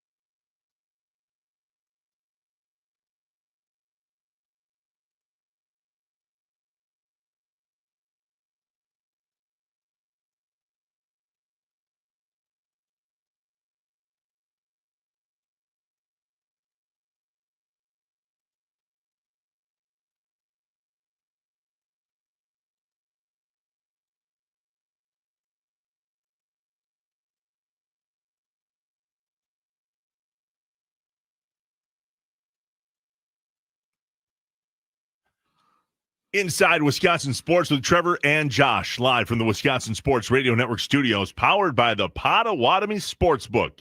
You and Dario, buddy. Yeah. Like, I forget that there's that thing. And then I said, I think you're the heel. Oh, you think I'm the heel? I said, yeah. You said the heel, and you said Dario's the heel. I thought you asked which of us was the heel. I didn't know you decided. Well, I thought you were the heel in it. Dario says you're the heel. That's what I was laughing at. Oh, His yeah, face is of course he would say that. That's exactly what a heel would say. Yeah. No, Dario's the heel because Dario's the guy that would go out to the ring and get enjoyment of picking on the whole crowd and saying that the crowd sucks to get a reaction. He's never picked on me. Yeah, that might mean he doesn't like you. I don't know. Oh, great. Got to worry about that. Now he's going to respond and say, "Of course I like you." It's that other Dingleberry. What was the story about that, by the way? What's the Dingleberry thing? Oh, that's his tagline, his big thing. He calls people Dingleberries. Got it. Oh, it's weird frat boy stuff. I'm telling you. I literally said that while you guys were going off on each other. I'm like, were you in frat together or something? You might have noticed too that like he went there first. I was like, hey, this is the first time you station. You brought up Fat Dario first. No, I didn't. You go back. You watch. He started it, and I went, all right, we're gonna go there. We can go there. I feel like a dad right now. I watched Raw last night, by the way. Have you watched it yet, or are we doing this whole no spoiler thing? No, you can spoil. I saw the highlights. I watched all the highlights. We don't know who the masked person was. No. From Survivor Series. Nope. We don't quite know who the last person's going to be to fight John Cena next weekend in his final match, even though they say that this tournament, for those that aren't WWE fans, first off, get on it, because my wife's 100% on board now. And that's saying there something. You go. Yeah. That's saying something. It's like what the Real World and Road Rules was for me when I was a kid. It's totally fake reality TV, and I can't get enough of it. It's awesome. When you honestly, late at night, I take sleeping medicine. It makes me a little cuckoo for Cocoa Puffs right before I go to bed. The other night I was watching this, and I'm going, these are grown-ass men in the best shape of their lives, acting, playing a character. And they're also stunt doubles. Yeah, that's why it's wild to me when people are like, I can't believe how many wrestlers become actors. And I'm like, well, it's literally what they're doing for a profession, live. Yeah. I think something's going to happen with this. The Last Time Is Now tournament. It's down to Gunther, who I despise, and LA Knight, who I do not despise. Yeah. I'm hoping that there's a swerve. Some type of swerve is happening, because otherwise that's going to be lame. They got to know that, right? The entire WWE universe is like, really? There have been plenty of times before where the WWE universe has been like, really? Nothing changes. Yeah, well, we'll see how it works out. If you haven't watched it, watch Raw. SmackDown Friday night will determine who is going to wrestle John Cena for his final match. Were you a John Cena fan? This is why it's top of mind. Somehow, I pulled up my Amazon Music on the way to work this morning, and usually I listen to some sort of his theme song played. Yeah, yep. It was the theme song. The time is now. As I was coming into the parking lot this morning. You a Cena guy? I am. I was a much bigger Cena guy, though. I loved him when he was the Dr. Thugonomics. I loved that before he just became babyface John Cena.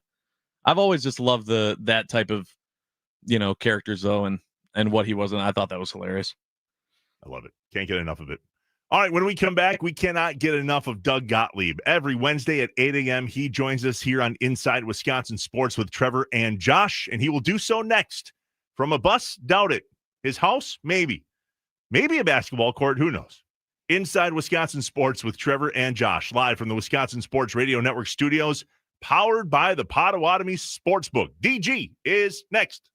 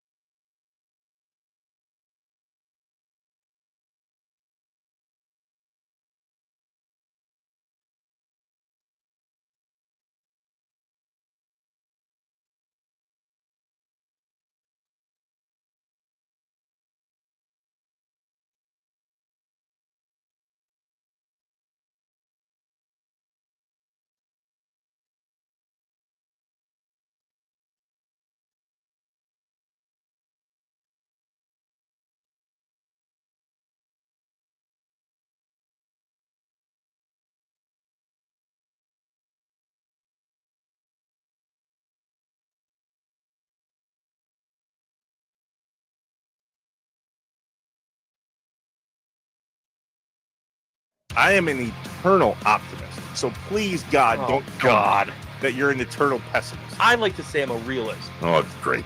We're going to get along great. This is going to be great. This is Inside Wisconsin Sports with Trevor and Josh.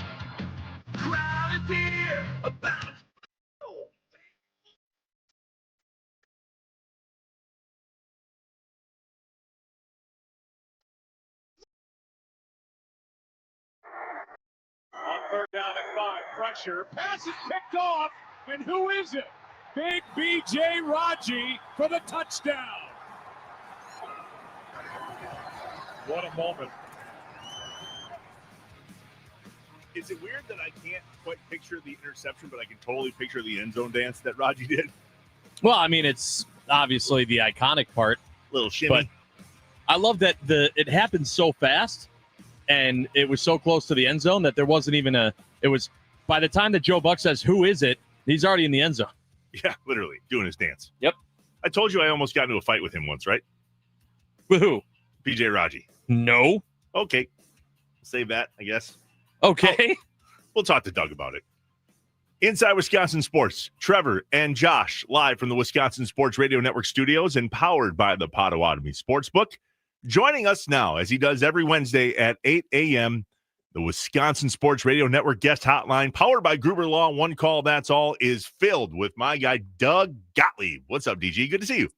I got to hear about this almost fight. Sounds like an almost ass whooping is what it sounds like. Yeah, it would have been. It would have been had my buddies not got me out of there. I know who my money would have been on. A little bit. That was not me. Alcohol may have been a factor. I mean, poor BJ Raji, he has no idea what he avoided back in the day, right? Like he's walking around on borrowed time. Okay, here's the story. Well, make so it 30 wherever seconds. BJ is, wherever he's walking around today, if he walks by, you go like, BJ, lucky guy. Yeah, I know. Yeah. No. Trevor, back in the day. Gives him one of these. Remember the dance he did when he had a good play? He pointed and then kind of did this with his hands. He was like asking the crowd to give him love. Yeah, well, I was young. Yeah, pro wrestler. Yeah, sure. Young, dumb, drunk. New Year's Eve. Don't remember the year. Long time ago. I mean, BJ Raji wasn't here for that long, but it was a long time ago that he was here. Yes. So I walked into the bar, saw BJ Raji, and decided to do the dance for him. And he didn't like that. And got right in my face. I didn't say anything to my knowledge that would have been incriminating. I wasn't a jerk. I didn't do it in his face. I just pointed him out. But I was there with other Packers. It wasn't like we were going to meet them as strangers. We were going there to hang out with them. And I was inebriated. And I pointed and did the thing. And needless to say, I said hi and bye. And we went home. Well, hold on. I found a hole in the story there. Okay. Love you too. Because on one hand, it seems very innocent. I was just doing his dance. I didn't do it to him. You know, it was not that big a thing. Right. On the other hand, you said you were inebriated. So what may have to Trevor, in Trevor's heart and soul, been simply mirroring a hero in life, may have come to BJ Raji, who probably also was inebriated as, who is this blank hole? Why is he walking in the bar, doing it in my face, taunting me? Does he want to wake up and forget what his last name was? I wonder if depth perception became a thing, because doing that dance from 10 feet away or 10 inches away, big difference. Here's how BJ Raji remembers it. Hey man, I love you, man. Exactly. I love you, man. Hey, remember when you did this Josh, dance? do you have any questions for Doug Gottlieb? Oh, sure. We're running out of time. Oh, are we? You brought this on yourself. Trevor's going through one today, Doug. I'm not gonna lie. It's having a moment. So I wanted to ask you, Doug, just about, we've talked a lot with you about Giannis, and just already this early on in the season, we see this whole story come up, the rumor mill going crazy, Giannis deleting things off of his social media after a terrible loss to the Wizards. What do you make of that? And how do you see the Giannis era ending in Milwaukee? With him being traded. I mean, before the season? Yeah, before the trade deadline. Yeah, probably. I mean, look, New York would be okay. That's again, Yeah, that's once you call the divorce attorney, it's like, hard to bring that one back. Hard to put that genie back in the bottle. And do you think that's what happened? Is that your takeaway from what happened yesterday? I really don't. I mean, I'm a little strapped for time on my NBA insidership. No, but I do know some people with the Bucks. I haven't circled back to all I'm going by is what I read. Oh, did you see what happened yesterday? Was that a fake tweet or real tweet? What is it? Somebody, whether it was his team or him, apparently scrubbed his social media back to like 21. That I do know of. Okay, and again, who knows what that's about? It can be about a lot of things. Generally, that's not a good sign. But he hasn't done anything like this before. It does seem a bit out of character, doesn't it? Well, he usually scrubs his social media, but it's never like mid-season. It's never like he takes a break from social media and clears everything usually at the end of the season. I mean, he's scrubbing. Does he usually scrub his social media? Not like this, I don't think. I mean, sometimes, but shutting down social media and scrubbing social media are two very, very different things. That's true. That's true. Either way, the timing of it is everything. Always have to do with professional as well. We're just being let's not like we assume it's a really hard one. It's a very difficult one. Yeah. But again, like it does feel like we're to that point. But I don't know for a fact. I'm not going to sit here and spread rumors about it. All I go by is the reports that he was okay with New York in the offseason, and it didn't come to be. New York wasn't willing to play ball to that level. Okay, but once you say that, once you utter those words that you would consider somewhere else, and things don't go well or don't go perfectly, it makes it really, really hard to put that genie back in the bottle. Doug, you're new to Wisconsin in the last few years, yet you've been covering sports on a national level for your entire career. Sure. Is it different for us as passionate and sometimes over-the-top Wisconsin sports fans in comparison to how you've seen other fan bases handle this when a guy like Giannis is toying with our emotions? Do we take that differently, or other people are like, forget it, we'll move on? No, it's just, I mean, I can compare it to Oklahoma City, where I've done radio for years, right? And no matter what Kevin Durant did, he never brought a championship to Oklahoma City. So when he left, there's a ton of bitterness there, right? Whereas, and for Kevin Durant, in fairness to KD, his contract had expired. He was a free agent. He was free to go, so it wasn't the Giannis re-up and then the toy with the emotions sort of thing. So, but I have seen, obviously you've seen this market, this size market is incredibly passionate, and you feel like if you're not for us, you're against us. That's what makes it so passionate. That's what makes it so good. But it does make you seem more sensitive than some other markets. But don't get me wrong, all these markets are sensitive. They just are. It just feels, because the Bucks are such a bigger part of the daily conversation in comparison to New York and LA, right? Like LA has been, since they've had LeBron, there's been lots of people that have passed on playing with LeBron, right? And there's all kinds of reaction. Do they not want to play with LeBron? Was it genie bus? Are they cheap? Blah, blah, blah, blah, blah, blah, blah, right? But it seems louder here because it's the only show going right now in town. Packers, Doug Gottlieb. Packers, Bucks, a little Badger football. Doug Gottlieb, Wisconsin Sports Radio Network guest hotline, powered by Gruber Law. One call, that's all. It's the only thing going. And it's Packers Bears week, DG. So we've been talking about this. It's kind of nice that the Bears are kind of good. And are they legit? It's way better that people think they're good. Way better that people think they're good. What I love about that is that you said they think they're good. So we've been having this conversation for about 24 hours straight now. In your opinion, are the Bears what we would call legit? I mean, they're going to make the playoffs because their schedule is soft, and then they beat the Eagles. But are they legit? Like, do I think they can go to and win a Super Bowl? No. God, I love how we have learned from everyone that we've asked just the gray area of the term legitimate. Yeah. What makes a team legitimate? It's like with Adam Thielen, wasn't he? Adam Thielen wanted to join a contender, so then the Steelers picked him up. He's like, well, they're contenders for the playoffs. They're not contender for a Super Bowl, they're contenders for the playoffs. So it's all what's the famous line? It's all what your definition of is. Do you think the Packers are legitimate? Yes. So if the Bears beat the Packers, then are the Bears legitimate? It legitimizes them, no question. Okay. Absolutely. Not there yet. No question. I just look, I have a couple of really close friends that work with Caleb Williams at USC. I know a lot of the good. I don't know a ton of the bad, but I've watched him play a lot. Man, he's not very accurate. And he still looks like he doesn't know what he's doing.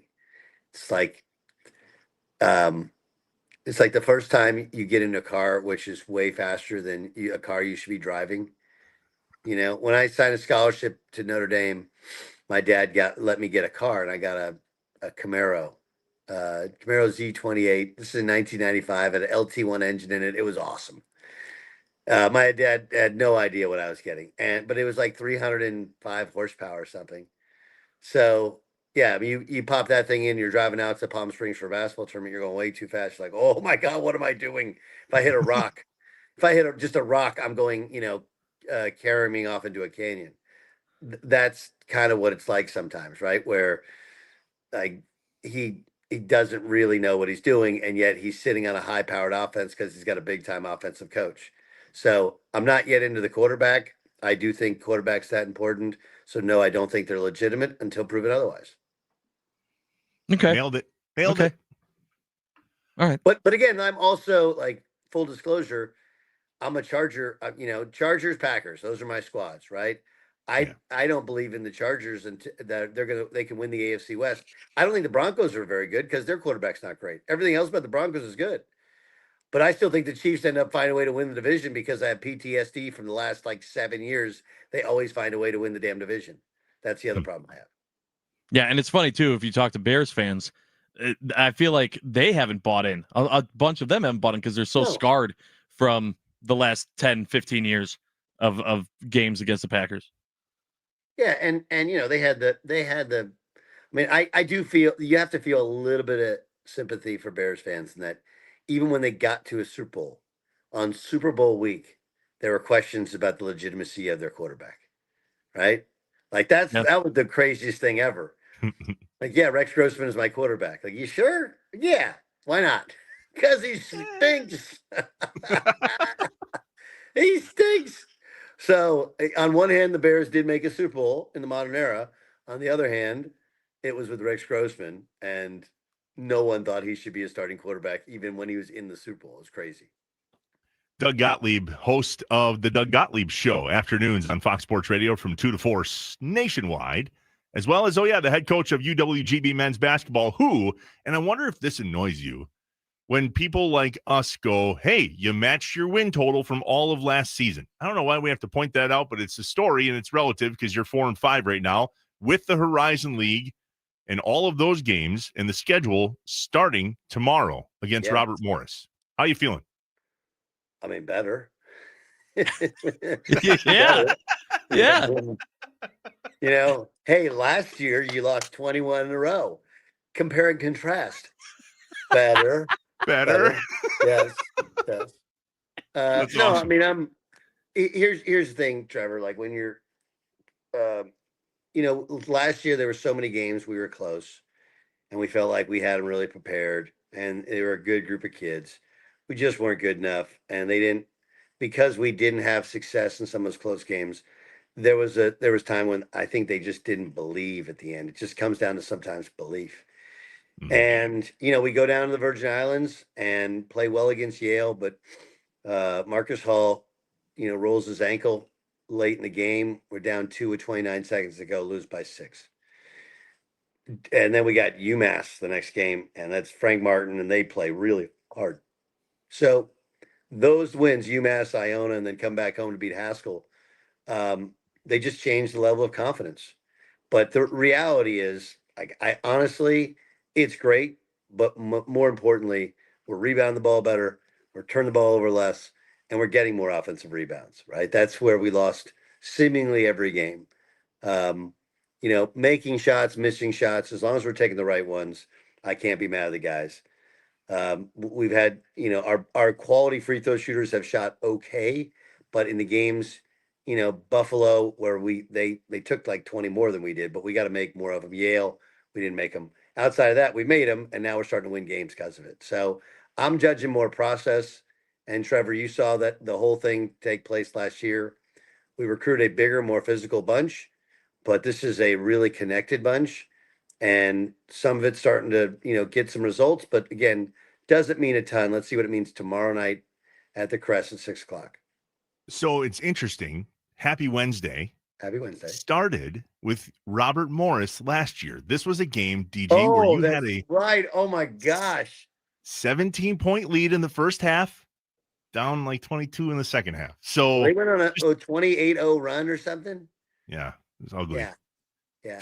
So weird that you forgot about that. Weird that you blocked that out. I forgot about it because Trevor and I went out afterwards, and I drank my way to forget about it. That's what. And happened. where was BJ Raji when this was happening? That's what happened. Holy crap!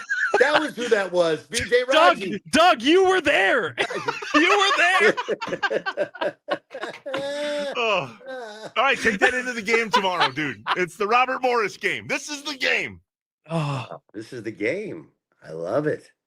This is the game. This is the game we have chosen. I like it. Yeah, no, it was. I mean, that was a rough one. That was a rough one because it's one of those like we missed like 7 layups in a 28-0 run. Like I cannot make that 4 of them. I don't know. But big thing is it's a good group. They're tougher than our kids are tough. That last year hardened a lot of these guys, and we got them playing together. And we'll see if we can score one more point than Robert Morris. That's the goal tomorrow night. 6:00. Trevor, are you coming? I think so. I just looked at my calendar. I have nothing going, I don't think, tomorrow night. I'm going to ask the warden to make sure that I'm not missing something. But yeah, I'm planning on being there. Okay. We'll see. Oh, Military Appreciation Night as well. And Trevor, you remember this for last year.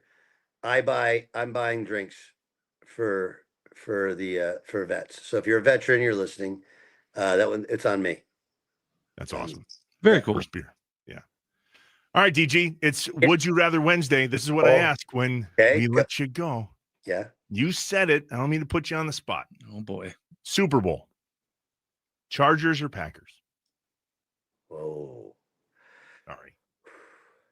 I thought we were friends. I know. That's a bad one. No, it's a hard one. I mean, it got to be Packers. I mean, this town, it'd be amazing for Green Bay, Wisconsin. So it's a great political answer. It's where I live. It's where I draw my check. And yeah, easy. My mom did not raise dumb kids. I would say that the only thing pulling me towards the Chargers is just the story of like chargering is a real thing. You have no idea what it's like, Packer fans. You have no idea. Okay. What was that? 3 years ago, I'm coaching an AAU game. Okay. And there's like a cafe area, and I'm watching, and they're up, I don't know what it was, 26-28 on the Jaguars. So we go out, we play an AAU game. I get thrown out of the game. But I got to kind of stay there because it's my program, whatever. I'm not even paying attention to it. We lose.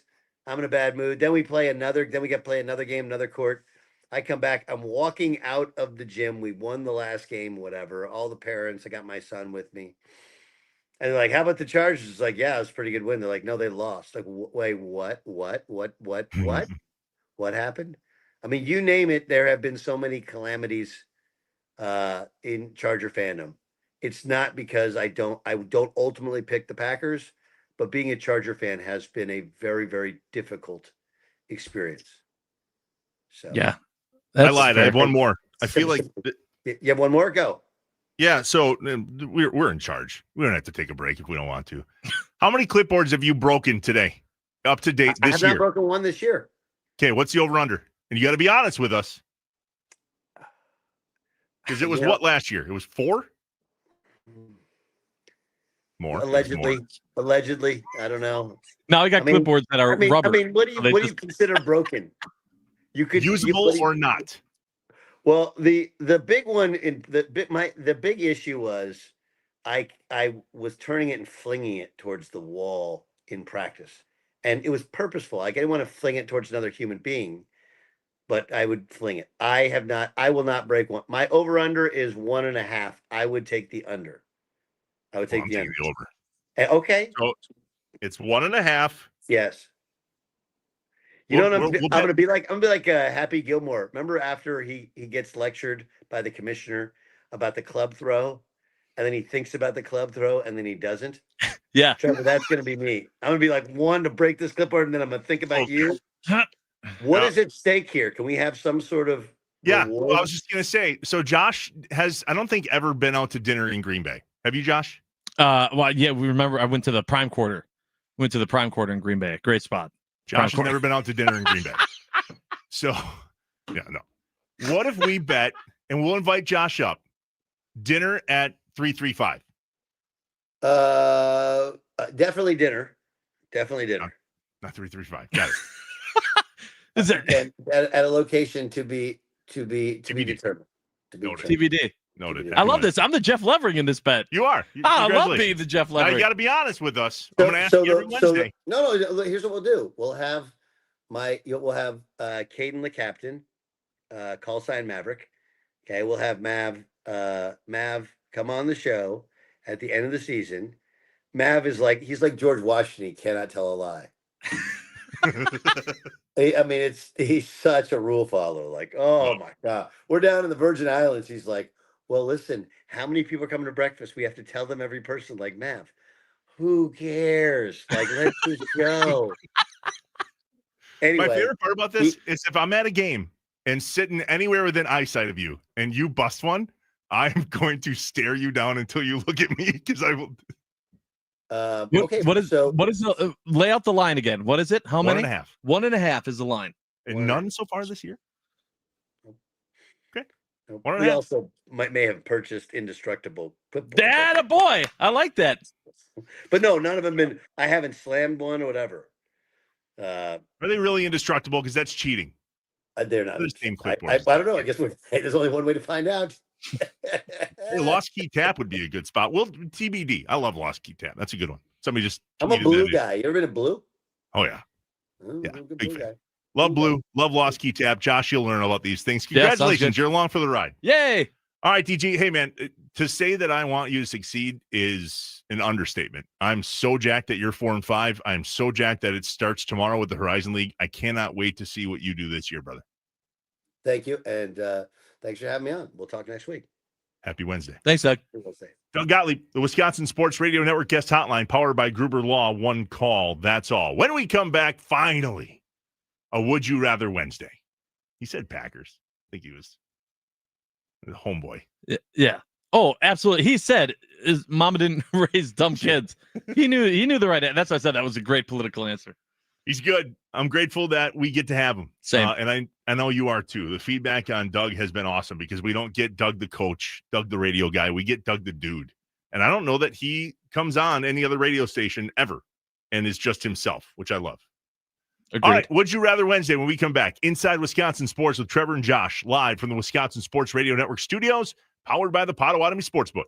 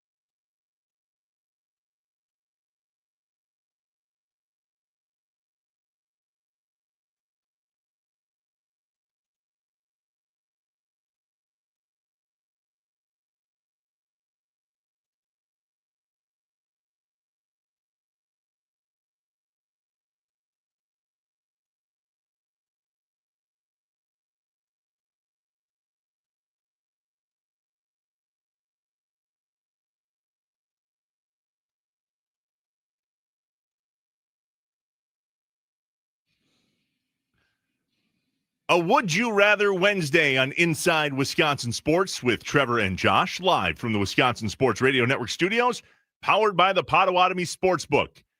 There's some things in this business called features, meaning you do it on the regular.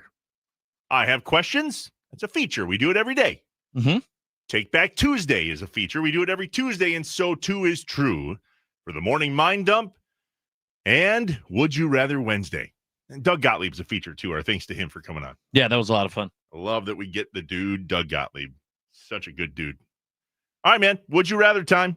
If you got questions for us or opinions on our questions, feel free. The Nicolay Law Fan Talk and Text Line 414-677-1250. You can also hit us up on Twitter, which many of you this morning have done. Really cool to see. At On Air Josh or at Trevor Thomas IW. Josh, somebody tweeted at us that they're watching on YouTube and or Twitter live on their television. Can I tell you how surreal that is for me? Yeah, we can be on TV right now. That's wild. Absolutely wild. They made me put my jacket back on and make sure I'm presentable. I've had a couple hot flashes this morning, which is unnormal. It's not normal for me. I'm just okay. Here's what happened. What's going on, bud? I'm not trying to be a Debbie Downer. But here's what I'm dealing with this morning. I had a CT scan yesterday, and it was with contrast. You ever had a scan with contrast? No. So they put this contrast in your body via IV. Yeah. And it instantly makes you feel warm. And I mean, like, in a way that you've never felt warm before. Mm.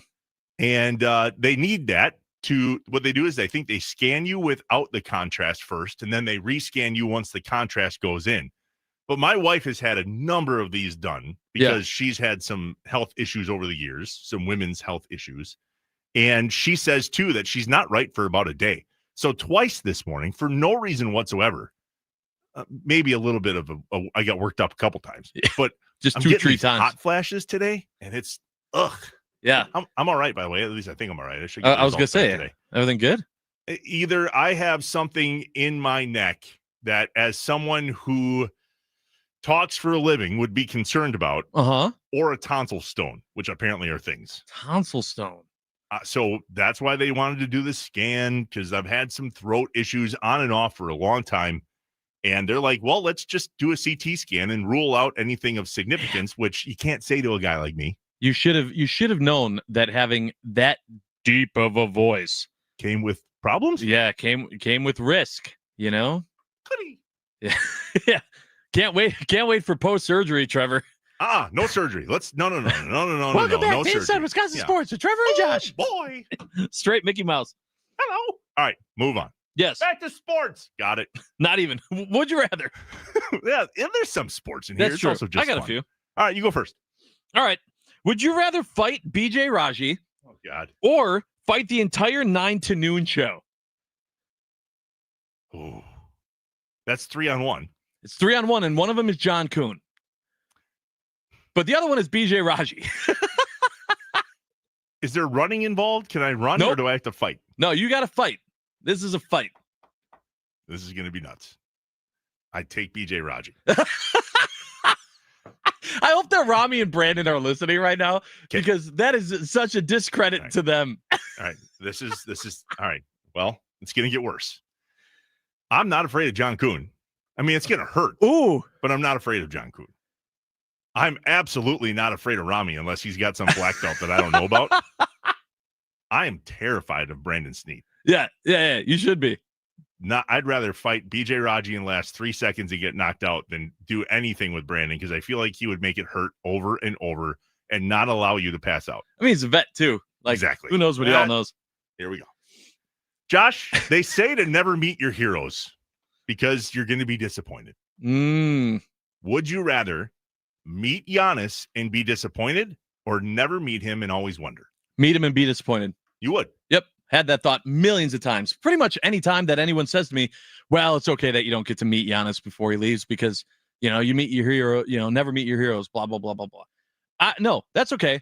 I'm a type of person where every scenario already plays out in my head anyway. And so if the scenario does play out that he ends up being a jerk and not a nice guy in that time that I have with him, I'd still be happy that I got to meet him, because the moments that he has created for me in my life outside of that moment of meeting him would still outweigh the 20 to 30 seconds that we would have together. Even if you're disappointed. Yep. Like you might walk away, and I'm not suggesting this would happen, but you might walk away and go, I hate him. Oh, You'd rather that would never happen. Well, he would have to, I don't know. He'd have to say something. I don't like, even then I would probably be more flabbergasted than that. I mean, did that really just happen? You'd black out. It wouldn't matter. You wouldn't right. remember it. They would be like, did you know that Giannis just said, like, you are way too fat to stand next to him? I'd be like, I didn't hear a word he said. What did he say? Did he say that? Yeah. I was completely out of it. Yeah, nope. I'd rather meet him and have him be a jerk. Got it. Would you rather shovel snow or pull weeds? Shovel snow or pull weeds? Yep. I'd rather pull weeds. Okay. We did our own landscaping. We moved into our dream Landscaping home about a year ago. Sucks. We did it ourselves. And I don't do a great job of keeping up on the weeds, but I do a decent job. I feel bad for my neighbors, Brendan and Allison. I rarely get to the south side of our house. I don't know why. Just don't go over there much. The side they see. Yeah. That's the weedy side. Yeah. See, Sorry, for me, it's shovel snow because I'm not, I understand it's cold and you got to get bundled up, but I don't like being super hot. And now I'm getting dirty and I'm hands and knees pulling. No. Give me the snow. Would you rather have it snow, like a major snow during an NFL game, or have it be freezing during an NFL game? Snow. You remember the Seattle Snow Bowl? Yeah. Ryan Grant fumbled twice. Everybody thought it was over. And then the sky opened up with the largest snowflakes I've ever seen. Yeah. That was amazing. I love the look of an NFL game, especially at Lambeau, when it just looks like you're in a snow globe. I mean, I just think it's so cool. I don't care if there's so much snow that it is affecting play. The cold always comes with it, but especially if you're on your couch, if it's just a cold game, I don't know. I don't really feel like it changes a whole lot from a fan perspective. Fair. Would you rather, this one's way too complicated. Would you rather watch a Bulls game against the Bucks with Bulls fans and Giannis isn't playing, or watch a Bears game not against the Packers with Bears fans? Bulls fans. I don't like Bears fans. But it's an NBA game. Keep in mind, you're still watching basketball. Honestly, it's more tolerable than watching football with Bears fans. Wow. There is one Bears fan in my life that I can think of off the top of my head. It is their family to us, and it's tolerable. I don't feel like it's tolerable for most other Bears fans. Take Kinda that, like Rami. Well, honestly, they're just, you guys, you're terrible.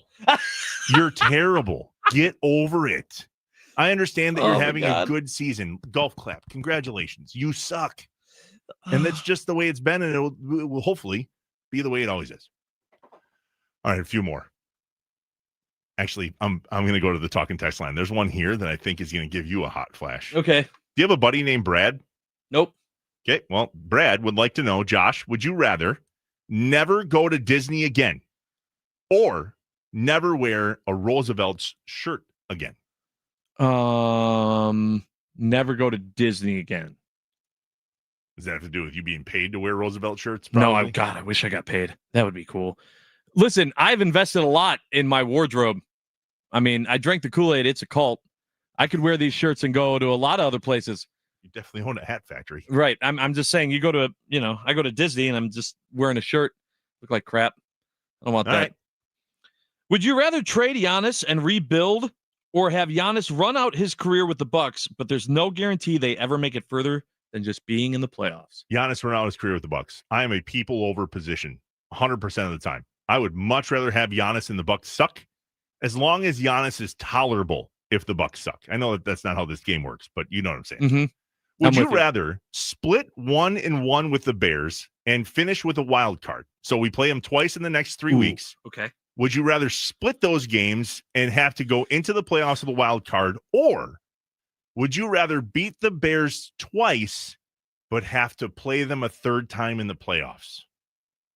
Oh, as the division winner? Yeah. Yeah, give me that time. Give me that. So some say it's hard to beat a team 3 times. Sure. I didn't know if math mattered on the front side in regards to the wild card versus the division win, and now you got to play them a third time. Yeah, but the would you rather doesn't say I'm losing to them. in that third game. It just says I have to play them True. again for a third time. Truth. So, and that game would be at Lambeau. Yes, it would. So I'm taking that one. Presumably. Yeah. All right, 2 more. I want to go to this one. This guy, whoever this is, put this in super early in the show. And so I appreciated it. 920 said, would you rather, if you were going to splurge on something, would you rather get a top-of-the-line TV or a dedicated set of winter tires? And I thought it was so funny because those are so different things. They are. I would like to meet the person that wants the TV. Because I don't think I'm not talking to one, am I? Are you the TV? Over the dedicated set of winter tires? Yeah. Yeah. Oh, give me dude. Oh yeah. You'll grow up someday. What does that mean? Meaning winter tires are more important in your life. Go buy one of these cheap ass ONN TVs from Walmart. They're $300. You get a 75-inch TV. I don't want that. What's the size of your TV in your house? Which one? The biggest one you have. It's not in our house. Oh, it's in the garage. Okay, that's part of your house, by the way. 75 inches. What's yours? 82. Yeah. Mm-hmm. And I'm like, we could probably go a little bit bigger. Do you drink old fashions? I drink everything. Whiskey or brandy? Brandy usually. Sour or sweet? Sweet. Brandy old fashioned sweet. Didn't have that on you. All right, last one for me. Steak or lobster? Steak. Ooh, lobster. I'm not a big lobster fan. Surf and turf, man. That's my jam. Yeah. No, not for me. Hey, you got one more? No, that's it for me. All right. Would you rather Wednesday? Look at all the participation. Josh, meet Giannis or never go to Disney? Meet Giannis. Wow. You've punted on Disney twice, and I didn't see that coming. Well, what they're up against are very important things to me. So, yeah. Are we talking with Sparky next? Yeah. Good. It's the 19th annual toy drive for Children's Wisconsin and Robin's Nest. Sparky and Wisconsin Sports Daily are out there broadcasting live at Blaine's Farm and Fleet in Oak Creek the rest of the week. You can donate online as well, state of Wisconsin, wisportsradio.com, or text TOYS to 34984. We'll check in with Spark next. Inside Wisconsin Sports with Trevor and Josh, live from the Wisconsin Sports Radio Network studios, powered by the Potawatomi Sportsbook.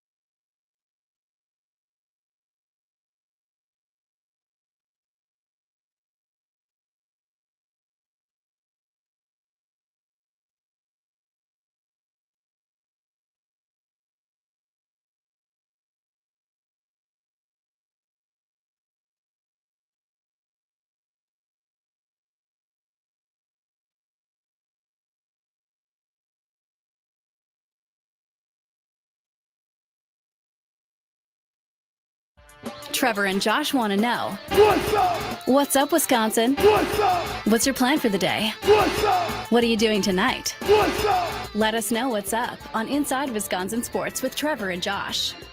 The Nicolay Law Fan Talking text line 414-677-1250. What's up, Wisconsin? This week, What's up, Wisconsin is dedicated to the 19th annual toy drive for Children's Wisconsin and Robin's Nest. Our guy Sparky joining us now, Wisconsin Sports Daily, out there again this afternoon, as well as Thursday and Friday for the toy drive at Blaine's Farm and Fleet on Rawson Avenue in Oak Creek, or online at wisportsradio.com. You can donate there. You can also text toys to 34984. Sparky, you have a major guest this afternoon at 3:30. Yeah, it's going to be fun.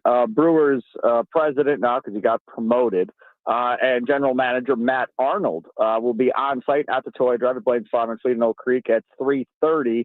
And he'll probably hang out for that half hour like he normally does, so 3:30 to 4, somewhere in that area. So have to take maybe a break early to make sure we get as much Matt Arnold time as possible in that 3 o'clock hour. But it'll be fun. And last year when Matt Arnold joined me, we won a WBA award together for best interview. So the pressure's on to try and repeat. Tell us about the toy drive and what Matt Arnold has to do with that with you out there. It's awesome, man. Anytime you can bring any type of star power, celebrity power to it and bring more notoriety to it and bring more eyes and ears to it, I think is always a big deal. We had John Greenberg of the Milwaukee Admirals yesterday, president of the Admirals. He dropped off a sizable check donation from the Milwaukee Admirals, which I was very grateful for. We also did a challenge on Wisconsin Sports Daily, served up by Wendy's yesterday from 2 to 5, between text donations and online donations starting at 2 o'clock, ending at 5 o'clock. I challenged everybody to do $500 if we could get to $500 in donations online. Because, again, we got people listening in Green Bay, WNFL, and the game in Wausau, the game in Duluth and Superior that obviously can't get to Oak Creek to donate for the toy drive. So would always still appreciate some type of donation and help if we could for Children's Wisconsin, as obviously everybody all over the state uses it. And we were able to get to $500 at like 4:49. We got to the $500 mark last night with 10 minutes to spare, which was awesome, and appreciate everybody doing that. And we'll be right back at it again this afternoon, out here all day today at Blaine's Farm and Fleet in Oak Creek collecting toys. One of our, I call them the guardian angels of our toy drive, Steelwind Industries, I believe, is making their mark and coming today to Blaine's Farm and Fleet in Oak Creek. They're a company out of Oak Creek that always make a rather large donation to the toy drive every year, and always look forward to seeing them. So that'll be a big day for us today, and that'll be the highlight. But again, if you are in the area, come on down, hang out, drop off a toy or two. A lot of people go into Toyland at Blaine's Farm and Fleet and get their toys there, making other people drop off cash donations. There's a QR code if you want to scan it if you don't carry cash. That'll work as well. And then from 4 to 6, we have our King's Catering food truck, the food responders. Out there the last couple of days, they've been doing really well. People are loving their food. Today is a baked potato bar at the food truck, so it should be fun to see what that's all about and have some of that. Last night was tacos, chicken, and ground beef, and they were delicious. Sparky, when you're talking to Matt Arnold when he's out there for you, are you going to ask him if he did any welfare checks on the Brewers owner Giannis? No, I think that's a good question, though, to check on that relationship and see what's up. I don't know if you guys saw, there was a Twitter account I just retweeted a little while ago, Twitter account that said, reports according to Shams Charania are that the Brewers and Packers both remain interested if Giannis becomes available from the Milwaukee Bucks. And I'm telling you, man, Trevor, if you go look at that picture, Giannis is wearing a 34 Packers jersey. He gives you Bo Jackson vibes looking at him filling out that 34 jersey, man. Bo Jackson vibes, I tell you. You think we're worried about ACLs now? Yeah. Yeah. It's a lot of leg. It's a lot of leg. It changed quick. Wisconsin, Sparky's right. Everybody uses Children's Wisconsin and or Robin's Nest, and we hope we never need to. I had my family impacted very closely with a niece of ours who had to have multiple heart surgeries when she was young. She actually joined us at Deer Camp this last weekend, and she remembers it. And she was young, like less than 2. So to say that they make life impacts at Children's Wisconsin would be an understatement. Tell us one more time, Spark, everything we need to know. Yeah, all you got to do is you either can go online and donate if you'd like to do it that way, wisportsradio.com. You can also use the text option as well. I don't have the text number memorized, so Trevor has that there. 34984. 34984. So toys to 34984. Or just come on down to Blades Farm and Fleet in Oak Creek. We're there 8 a.m. to 6 p.m. each and every day, all the way through Friday. And then the other shows will be out there on Friday as well. So we'll have 9 to noon with John Kuhn and Rami Makloff out there on Friday. We'll have the Mason Crosby show with Mitch Thunder and Ellis out there from noon to 2. And then I'll be out there for the last show of the Toy Drive from 2 to 5 as well. Come on out, say hi. Yesterday, we had a guy, Marty, dropped off a big box, and he goes, "Here you go." And I was like, "Oh, all right, man." I'm like, "I appreciate it." And I open up the box and I look, man, you want to talk about being jealous of these kids. It was a gigantic brown box of starting lineup figurines. You remember those, Trevor? Starting lineup figurines. Yes, starting lineup you don't figurines. remember starting lineup? I don't think I do. I'll have to Google it. 30 seconds, Spark. Yeah, starting lineup figurines, dude. There's like a Jason Kidd Phoenix Suns one, a John Randall Vikings one, all in the box, all brand new. There's Hall of Famers all inside of it, so kids will be lucky. So love to see you guys out there, Blades Farm and Fleet in Oak Creek today between now and 6 o'clock, and come donate a toy or two. The 19th annual Toy Drive with Children's Wisconsin and Robin's Nest. We'll see you soon, Sparky. Thanks, man. All right, Inside Wisconsin Sports with Trevor and Josh. Good show today, brother. That was a lot I of loved fun. it. We're It was a live good from the one. Wisconsin Sports Radio Network studios, always powered by the Potawatomi Sportsbook. We'll see you tomorrow morning. Because we're not done yet.